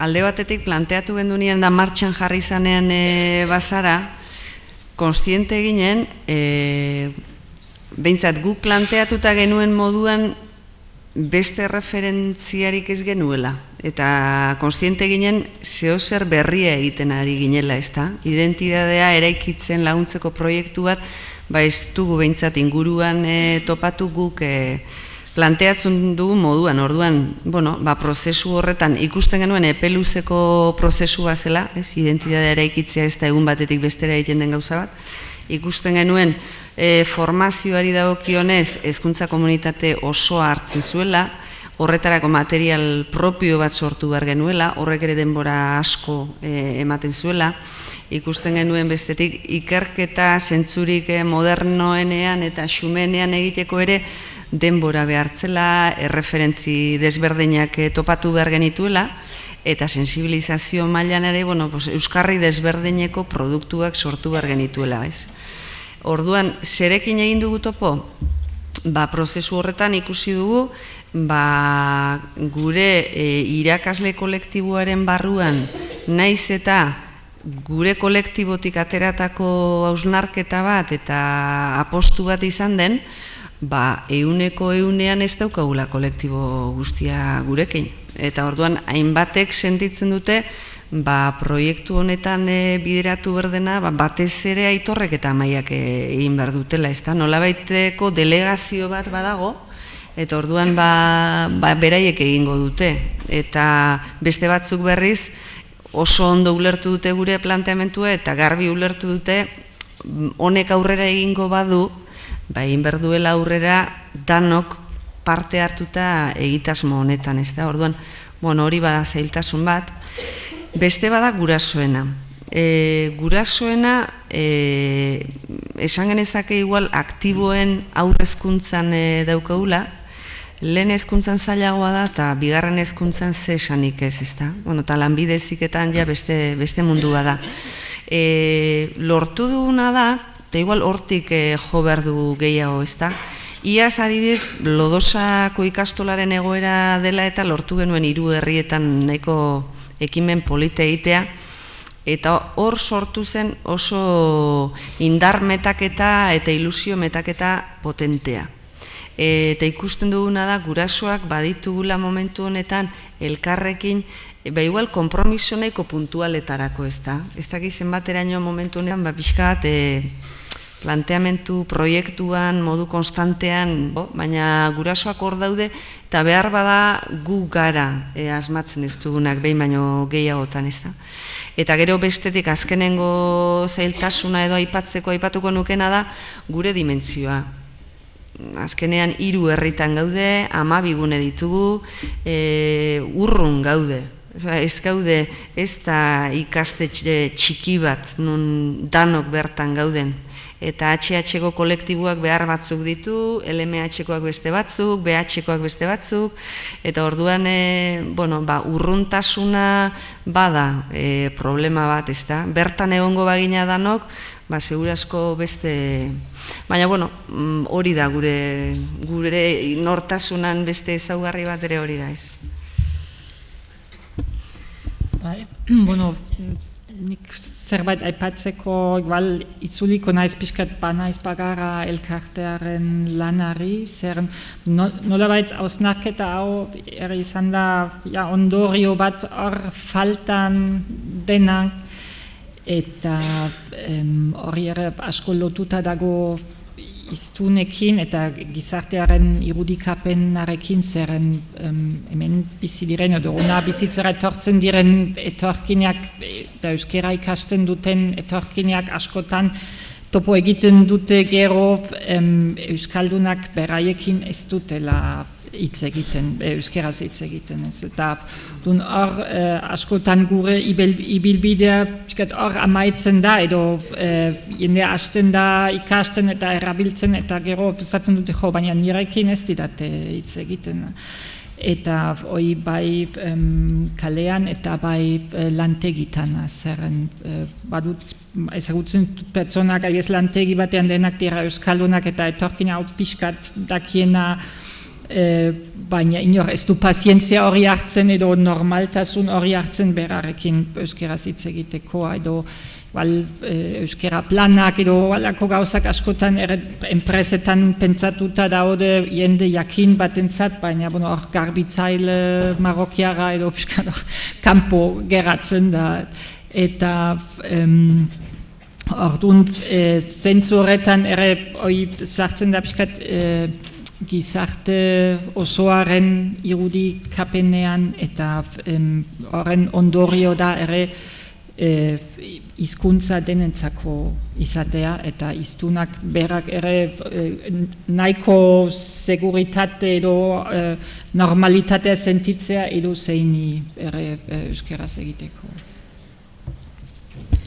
Zerbait gehitu nahi baldin badezute, mahaikoei esaten dizuet, orain aprobetxatu bestela ikusita galderak eta zuzenean hasiko gara entzulen galderekin. Bale, ea ondo asmatzen duden orain planteatzen hemen dauden galderak. Hau denontzako galdera da, mahaian zaudetenok gelan egindakoa laguntzera datozen jarduera osagarrien adierazle zarete, bataz beste asko jota 60 orduko modulu osagarriez aritzu zarete, benetan aberatza. Nere galdera da, zergatik egiten zaigu hain zaila horrelako funtsezko planteamentuak gure eguneroko gelako jardunean. Kontuan izan da, hori da, 15.000 ordu hoien artean txertatzea. Alegia, 15.000 ordu, berak esan da, 15 urte eskolan, 170 egun, 5 ordu, urteko 1.000 ordu. Berak egin ditu kalkuluak. Ez dakit ondo ulertu dizuten galdera, zuek, pentsatzen dut, zuek aurkeztu dituzuen planak eta hori nola txertatu, eskolako jardunera. Ordena, berdin, bai, erantzuteko ondo. Jaimek bai? Bai, bueno, nik aipatuet guk 60 ordu prest dauzkagula emateko, baina ez ditugu 60 ordu ematen inun. 60 ordu DBH-erako prestatu dauzkagu, 60 ordu zea lau kursotan ematea, zakit, zaila da, bueno, egitura arazoak daudelako. Haian guk gero 60 ordu horietatik hori prestatua dauzkagu, hori moldaketak ordu gutxiagokin egiteko. Aian erantzuna zuek eman marko zenukete, edo, bueno, zuek jakingo dituzue, baina erantzunak, baina, bueno, egia da, zaila da, eskola ordu horiek dia, baina, bueno, eskola ordu horietan gauza asko eman behar omen dira, eta orduan zaila da hor txertatzea. Naiz eta nire ustez horre, eta hau da valorazio pertsonala, nire ustez batzuetan ere erosoago da egin behar duguna edo egin behar omen duguna egitea eta ez gauza berriak eta txertatzea. Batez ere guk eziz planteatzen dugunean, adibidez guk planteatzen dugu guk dinamizazio batzuk emango ditugu, baina normalean saiatzen gea dinamizazioiek guk eman da gero urte bete, 2 urteen eman da gero, dinamizazioiek instituto edo eskola horren esku uzten, eta irakasleak izatea hortik aurrera saioiek emango dituztenak. Hoi da gure plantamentu ideala, igual, oraingoz ez dugu lortu. Oraingoz ez dugu lortu klaustroak irakasleek beraiek hartzea saioiek emateko ardura edo beraiek ematea. Nik buelta emango jot pelotai. Jake gaur hemen egotea tokatu zeiten, gaur hemendik tentazio izan leike olakoetan, ez da, hor nolako programa interesantia hori, horre lortuko bagendu material hori, eukiko bagendu guk zera hori, ez da, eta askotan gehienok etortzen gara errezeta bila, ez? Hau txertatuko bagendu hau gure programan, neri ere gertatzen zaite, eta lehen nola zan irrasaio hori, infozazpiko hori, nola ez dakiz zer da? Bai, ez da, eta aprobetxatu ditzakegu. Baina igual horrek aurretik igual eskatzen du lan bat, ze askotan joera izaten dugu olako patchwork moduko bat egiteko, ez da? Hemendik hartuko eta hau, hemendik hartuko dut beste hau. Nik pentsatzen dut horrek aurretik eskatzen duela beste lan bat. Eta gure proiektua zein izan behar da. Guk benetan zer da lortu nahi duguna. Ze igual etxea telatutik hasten ari gara berriro, ez da? Edo suposatutzat ematen nahi gehain bat gauza, eta orduan programa bat osatuko dut, hemendik ekarriko dut ez dakizein, lortuko dut material bat, urtsintxakoen gana joko dut ez dakizertarako. Guri behintzat launtzen ari zaiguna da, hasieratik garbi edukitzea, konpartitzen dugun helburua zein dan, eta konpartitzen dugun marko teorikoa ere zein dan, eta konpartitzen dugun proiektua hori dela. Eta hori nolabait brujula bada, ez da? Eta ia brujula hori daukazunean, horri egin ditzakezu, ez da? Beira, justu ontarako ondo datorkigu hau, eta ze bestela zaila da gerora ere neurtzen da lortu dugu nahi genuena? Ez dakit, ze neukan oso garbi ere ze lortu nahi nuen, ez da? Orduan, igual interesgarria izan lehike entzuten dana, baina nik uste askoz ere interesgarria hua dela bertan hasten den prozesua. Bertatik hasten dena, eta gero, hoxe, hori... Petra, nahiko zenuk erantzun, edo ongi, orduan... Piskanik osatzeko, amaiak zen dauenan, piskate... Eta esango nuke hor badauela beste kontzeptu bat, eta ados amaiak esan dauen eta indauen planteamentu horregaz, eta da, azkenean hizkuntzarena eta euskararen normalkuntzarena zeharkako beste gai batzuekin batera, balio edo gai bat bezala hartzea, eta askotan ez den da, ez dut ezer berririk esango, irakasle denak, edo danok zaetela hizkuntza irakasle, ez, azkenean, zeharkakotasun hori bebai landu behar dela, ez, da sisteman bizkatxo bat hori osotasun horretan integratu. Piskatu osatzeko zuk esan duzuna, Bai, guri adibidez, ez dut esango mingarria, baina, iten zaigu juten ganen olako programa, baina 8 ordu, baina, 8 ordu galduko ditugu.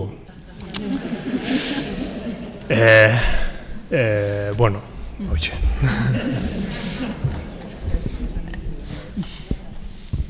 Hau, Petrarentzako galdera da, Zuk idatzitako artikuluren batean, irakurritako bi ideia nahi ditu entzule honek mahai gainera ekarri. Bata euskara guztion hizkuntza eta bestea jatorrizko hiztunen jokaeraren garrantzia. Bueno, horien inguruko gogoetatxoa. Bai,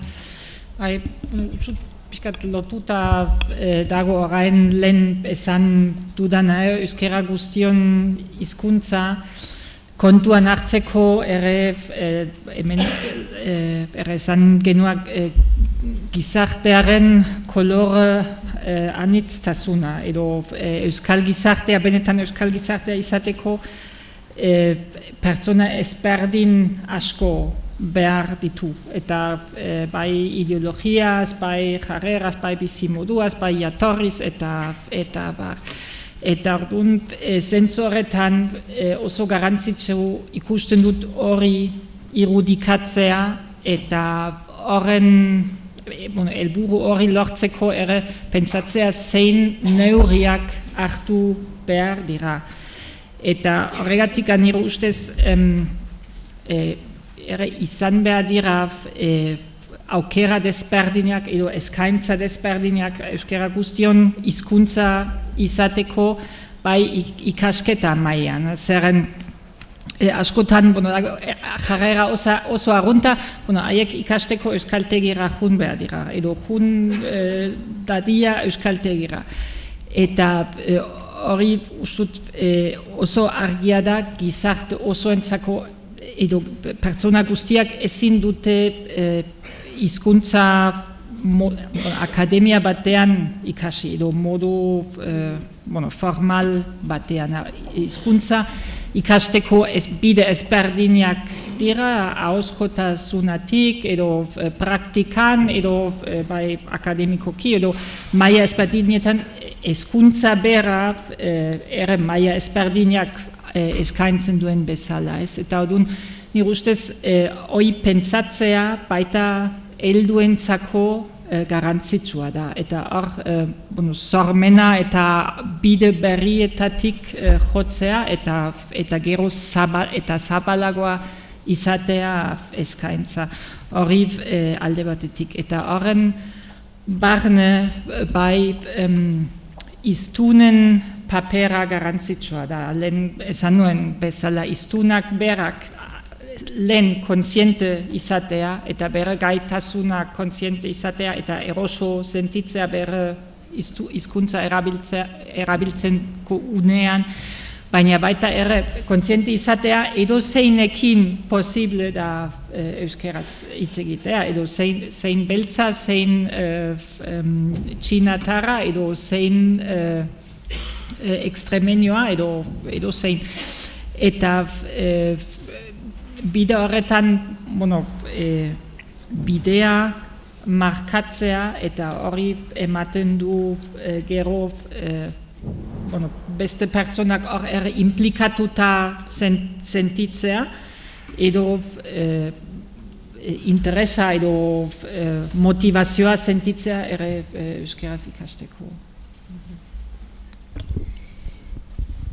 Hurrengo galdera planteamentua nahi duenarentzat erantzuteko, hasteko hori, esaten du zorionak, egun bi hauetan mahai aurrean aizatzean euskaraz goza dezagun aritu zareten guztioi behonde izuela.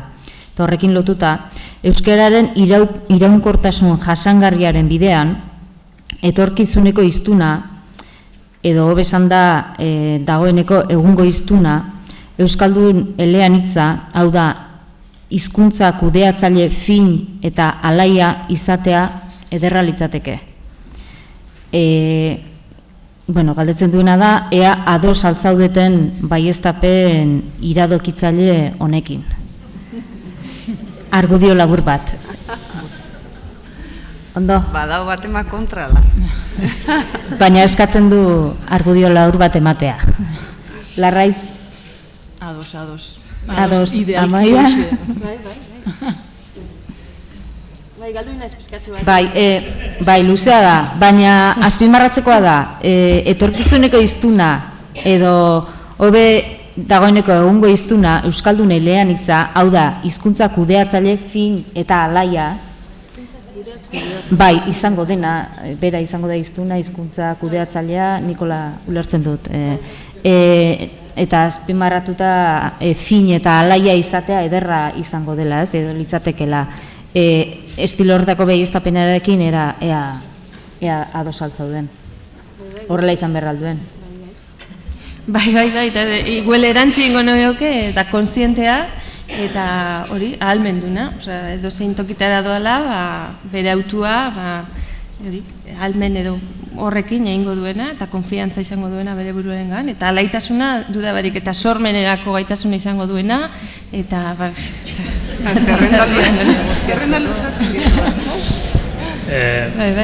Nik gauzatxo bat, igual, horren inguruan nik oso udontan itzaldi, udako ikastaro baten itzaldi interesgarri bat Joan Pujolar katalanak egin zuen, beak ikerketa indu gazteak eta hizkuntzak, baina pixkat kontzeptu berri pare bat edo mai gaina jarrita mudantza eta hibridazioa. Beak aztertu du gaur egungo gazteek Katalunian kontu hori, hizkuntza aniztasun hortan hori aldaketak, mudantzak, nola funtzionatzen duten, eta nahiko ikuspegi zakit, nahi behintzat, nahiko ikuspegi polita eta positibo irutu zitzaidan berak bere azterketa egin zuen azterketa. Olako zerbait hemen egitea ere interesgarria litzateke, pixkat ikustea zein dan orain daukaguna, gero helburu jarri dezuen helburu horretara iristeko, ez dakit. Bai, ni ez nijoa luzatzera. Igual, Amaiak esan dunan hildotik, bai iruditzeit importante, igual ez deulako nahikoa azpimarratu gaur ez, autuarena. Nik uste aipatu den zera guzti horretan autokonstientea ingo duen, gaur inoiz baino gehiago,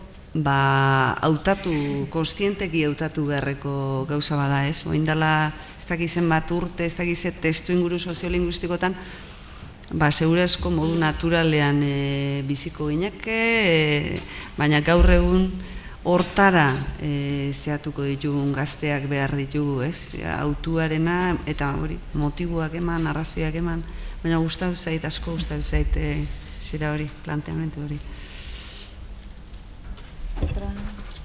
Bai, igual, horrekin lotuta pentsatu behar da lehen aipatu genuenak Euskaldun osoa sentitzen ez dena, ez berrarentzat nola da autokontzientzia hori, edo nun izan liteke gustora euskerarekin, eta hor nik adibez eskola batean eman nuen itzaldi batean galdaitu nien gaztei zuek nun erabiliko zenuke zen gazte batzuk euskeraz ikasi zutenak, baina gero aisialdian erabili ez zutenak eta esan zuten nik lanpostu bat aukitu nu hor euskera erabili behar duena erabiliko nuk arrazorik gabe eta nik ustut hoi izan liteke esparruak ez da, kasorretan nire ustez ez da lana izan behar, izan da eteke nik nire kuadria batekin egiten dut euskera, edo nire kirol, futbol entrenamenduan egiten dute euskeraz, edo nik bai. Eta nik ustut hor ala ere positibo baluratu izan egin behar dugu, edo ez esan jo begira hau bakarrik futbol taldean egiten du euskeraz eta bestetan ez, baizik eta jo ze ondo. Edo hor daukagu zerbait komun, naiz eta beste lekutan ez dugu, baina ala ere hau lotzen dugu edo. Urrengo galdera Jaimerentzat eta Amaia Anterorentzat, auzo batekoak euskaldun petopetoak, beste auzokoak erdaldun petopetoak. Zer egin euskaldun petopetoen lidergoa lantzeko, nola lagundu lan horretan? Bai, hori da galdera. Bueno,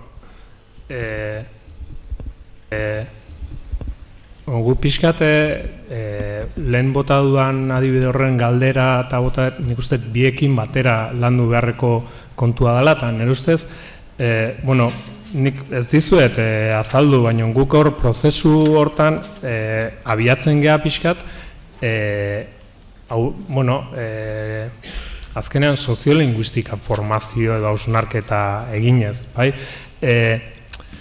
Lehenengo aurre iritzi linguistikoak eta lantzen, ez bakarrik, gaina normalen guk mundutik abiatzen geha, munduko hizkuntzak, zenbat hizkuntza daude, zergatik daude hainbeste hizkuntzak, hizkuntza horiek zergatik batzuk asko hitz egiten dira eta beste batzuk gutxio, hizkuntza zailak daude, hizkuntza errexea daude, pixkat horren inguruan hausnarketa konpartitu egiten dugu, bai? Eta gero, bai, irutzen zaigu oso garrantzitsua hemen aipatu da Euskaldun peto-peto eta Erdaldun peto-peto igual superatu inbarreko kontzeptua dira, ez? Ere, esanet, aurreko galderan hildotik segurazki identidade garbi horiek zaila topatzen, ez?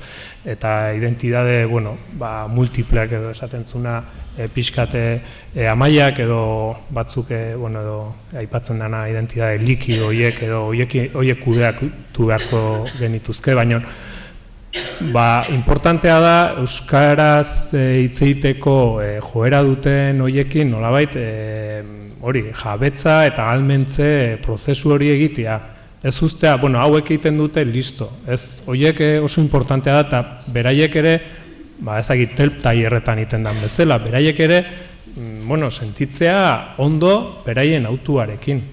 Eta hori importantea da, eta hori gaina eredu izango da besteentzat, edo ez, baina behintzat beraiek ondo sentituko dira, eta igual bestentzat ez da eredua, baina amaiak eta egiten duten bezala, agian gaztego dien horientzat bai eredu izango dira.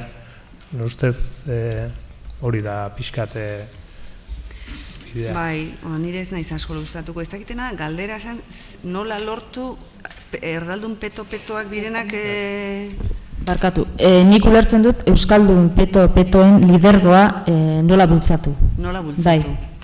Neri jarraitzen baleio izaten txepetxen hizkuntz komunitatean eraztunen irudi horrek, ez? Azkenean funtzionatzen dugu paradigma mental egin, ez da? Eta batzutan erabiltzen ditugu batzuk eta bestetan besteak, baina konpaktazioa da beste termino bat orain erabiltzen ez duguna eta orain beste batzuk erabiltzen ari gara, baina azkenean uste dut konpaktazioa dela klabeetako bat kasu horretan, ez da? Gune oso euskalduna dan horretan egon leizke euskaldun asko, baina konpaktaziorik espaldin badago horrez da aktibatzen energiarik. Orduan hori da lehenbiziko pausua, ez da? Orduan egongo dira bat edo bi edo hiru, pixka bat bultzatzaile lanetan hasten direnak eta hasiko direnak poliki-poliki inguruan dituztenak eureganatzen eta amesten hasiko dira eta hasiko dira zeo zertan pentsatzen eta gero txepetxek esaten zuena, ez da? Zero diran horiek erdaldunak ez da gauza bera zero positibo eta zero negatibo, ez da? Zero negatibo batek, horrekin ezer gutxi egin dezaket momentuz, negatibo jarraitzen duen bitartean, baina positiboak oso positiboak dira. Orduan, ez dakit, hortan banatu behar ditugun Euskaldun peto-petoak eta Erdaldun peto-petoak eta, da, eraztun bakoitzak dauka bere funtzioa.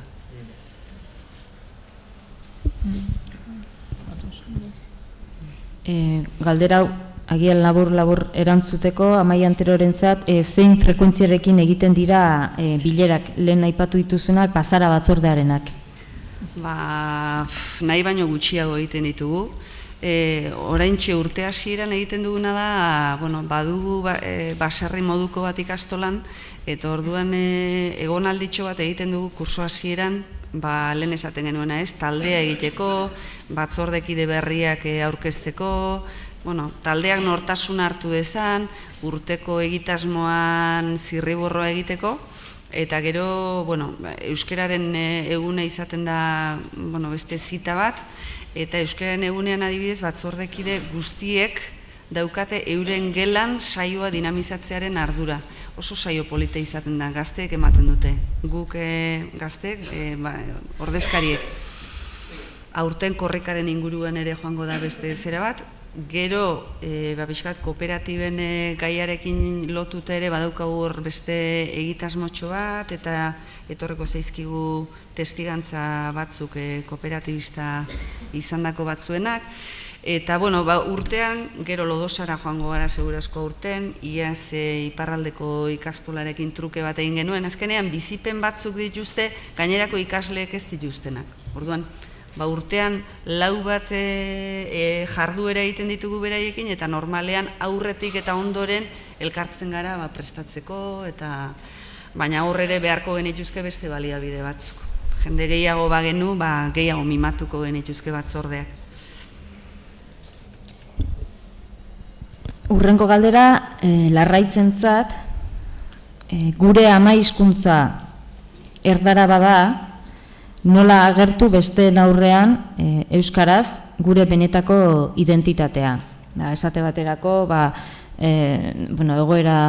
emozio egoera diferenteak, haserrea dela, bata bestea, ez daukat graziarik euskaraz. Hori da nire egoera. Ez daukat? Graziarik ez daukat. Hori nola kudeatu? Dudari gabe, esan duguna, lehenengo eta baina aukera egin beharko dugu. Ikusi beharko dugu, ze espaziotan, norekin, zer erabaki beharko dugu, ze hizkuntza erabiliko dugun, baina erabaki hartuta baldin badugu, eta espazio horietan euskaraz egiteko zera erabaki hartuta badaukagu, nik uste dut erabiltzea dela kontua, grazia sortzeko, ez dugu graziarik lortuko baldin eta ez badugu erabiltzen, egoera horietan, ez? Nolabait, nik horretara bideratuko nuke, ez? Erabiltzera nolabait.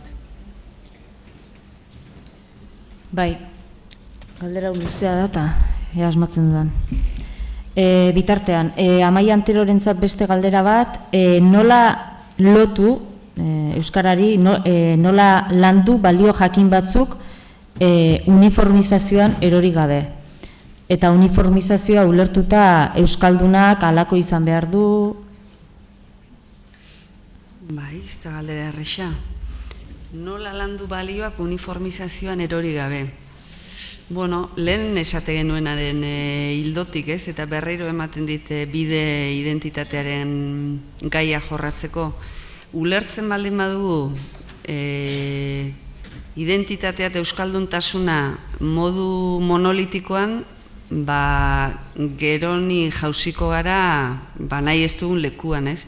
Eta hori, probatzen gabiltza, eta geletan lehen esan dizuen moduan danetik daukagu, eta etorkinak ere badauzkagu, eta familia erdaldunetatik datozenak ere badauzkagu, eta horrek berak, ez?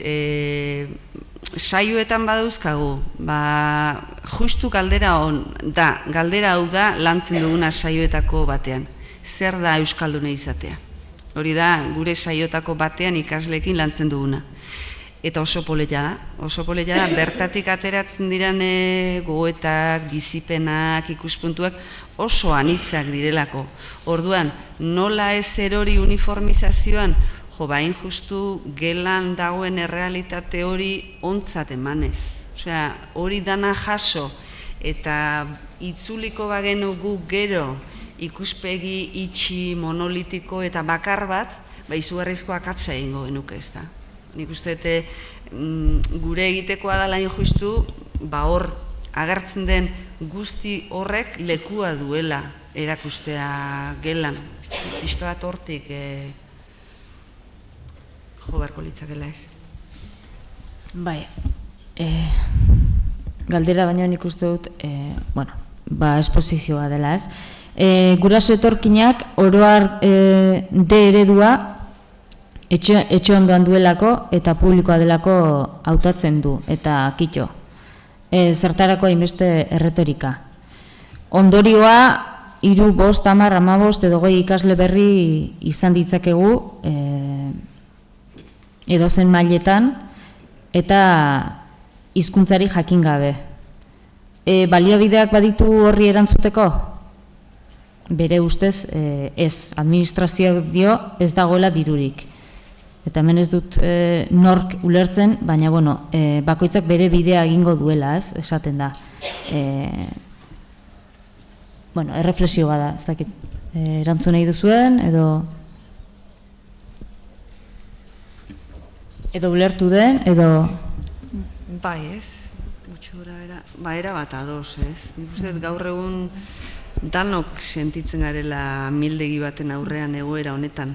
Ez dut uste daukagunik ez baliabiderik, ez momentu honetan seguru asko beharko genuken gaitasunik daukagun egoera horri erantzuteko, ez?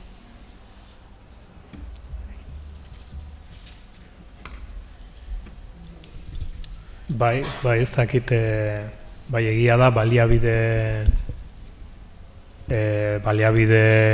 kontua gaur egun gehiago, eguneroko errealitatea dela, ez? Hori denok sumatzen dugu, lehen esan dut, guk 60 ordu prestatu dauzkogu, baina ez ditugu egiten, eta gehienetan ez da ikastetxe institutuetan ez dutelako nahi. Ez dagoelako baliabiderik hortarako, eta etorkinen kasuan antzekoa. Ez dakit hor ados. Bukatzen jongo gea. Ondiritzen mazaizue, azkeneko galdera, planteatuko dugu. Irakasleok zein jarrera izan beharko genuke, gaztelaniaz mintzatzen entzuten ditugun ikasleen aurrean, beti ere beraien euskararen erabilera sustatzeko intentzioarekin. Nahi duenak erantzun dezala.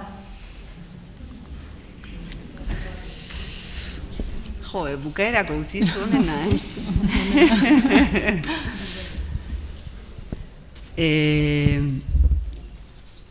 bere alako erantzun bat nahi baldin badu, ez, nik uste galdera horti dijoala, ez da? Ikasle bat gazteleraz mintzatzen ari da, nola jokatu behar dugu, ez da? Guk nahiko garbi daukaguna da, askotan entzun duguna, ez da? Izu euskeraz mesedez, ikastolan zaude, euskeraz egin, horrek ez du ezertarako balio. Ezertarako ez. Nik aspalditik ez dut erabiltzen, zera hori ez. Tokatu izan zaigu, Aitorre hor dago, eta gure saioetan tokatu izan zaigu gazteleraz mintzatzen hastea ikasleak.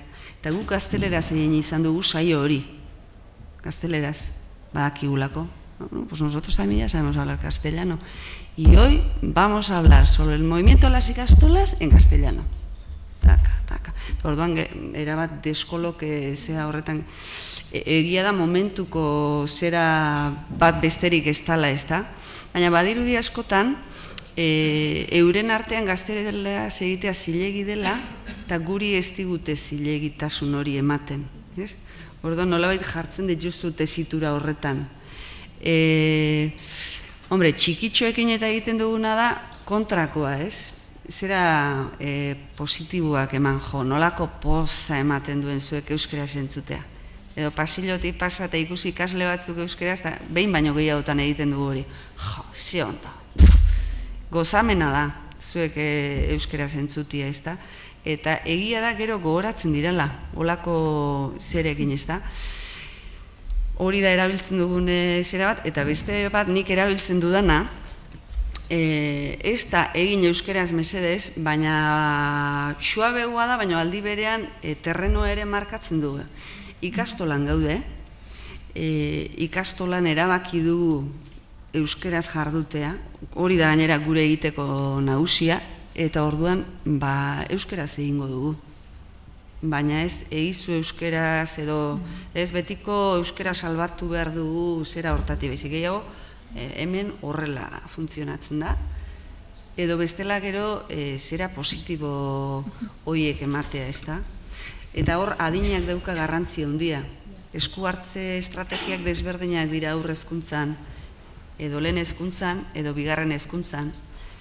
edo irakasleekin, ze ikasleak aipatzen ari gara, baina eta irakasleak, ez? Somatzen ditu gazteleraz behin baino gehiagotan, ez? Orduan, bere alako esku hartze bati dagokionez, igual badaude estrategia batzuk, baina nik uste dut epe luzeko estrategiak direla landu behar direnak, beste batzuk. Horiek dira momentuan sua itzaltzera eramaten gaituztenak, ez? Baina beste batzu behar dira. Oso ondo. Ez, nik justo hori gehitu nahi nun, baina ja esan du Amaiak, Amaiak planteatzen ditun estrategia guzti horiek aurre supuesto badu, eta da irakasle nartean euskeraz egiten dutela. Hau da, eskolako eredu hori euskerazkoa dela. Nik uste hori importantea dela. Zanet, eredu hori ez bada horrela, beste guztia zaila da, orduan. Edo bestela esplikatu imar dugu.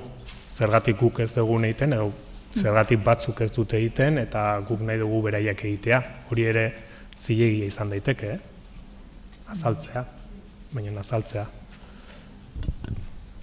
Nik ere alde horretatik izango nuke oso garrantzitsua mezu moralistak ez ematea edo ez behatza altxatzea eta besteari erakutsi baizik eta nik egiten dut nire kasuan nik hautatutako hizkuntza eta beste batzuen kasuan bakoitza bera ama hizkuntza, baina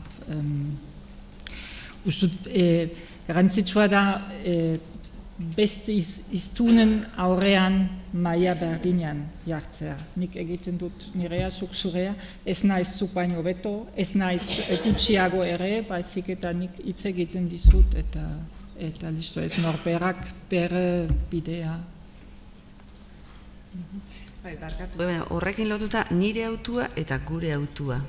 Ez? Uste dut oso importante. Eta gure autua, izan ikastetxe dana dalakoa, gure autua hemen da horrela funtzionatzea. Orduan, ez da hain moralista, baina mugatzailea da. Eta nik uste dut momentu batzuetan behar dela. Ze beti usten baldin badugu dana alegrantzia horretan, zema poste nahi zen, ze ondo zure aukera da, ez gure aukera ere hori da. Nik uste momentu batzuetan mezu hori ematea ere.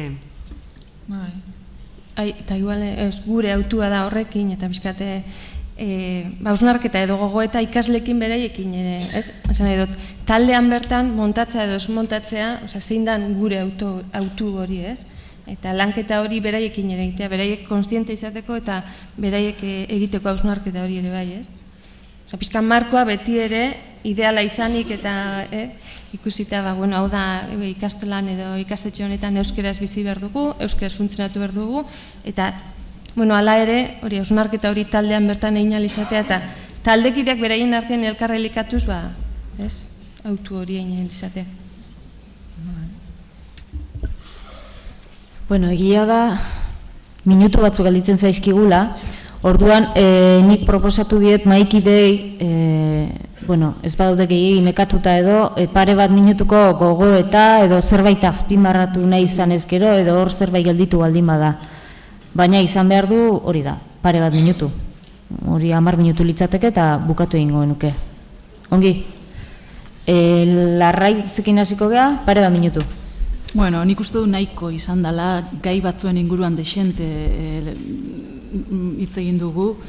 Piskat, hemengo indarrau eta nolabait geure indarrak bateratu ondoren, piskat, batuta bateratu gaurko saio honetan, asko daukagu hemendik aurrera ere lantzen joateko, probatzen joateko, zenbat eta gehiago eta hobeto modu hobean lantzen joan hobe, gure komunitatea, gure hizkuntza, gure burua, aipatu dugu denbora guztian, aztertu daigun, mimatu daigun, gozatu daigun, nolabait geure buruari begira jarri gaitxezen, eta hori da pixkat, mendik aurrera bide asko daukagu denok, baina modu honean egiteko nolabait, gustora bada hobe.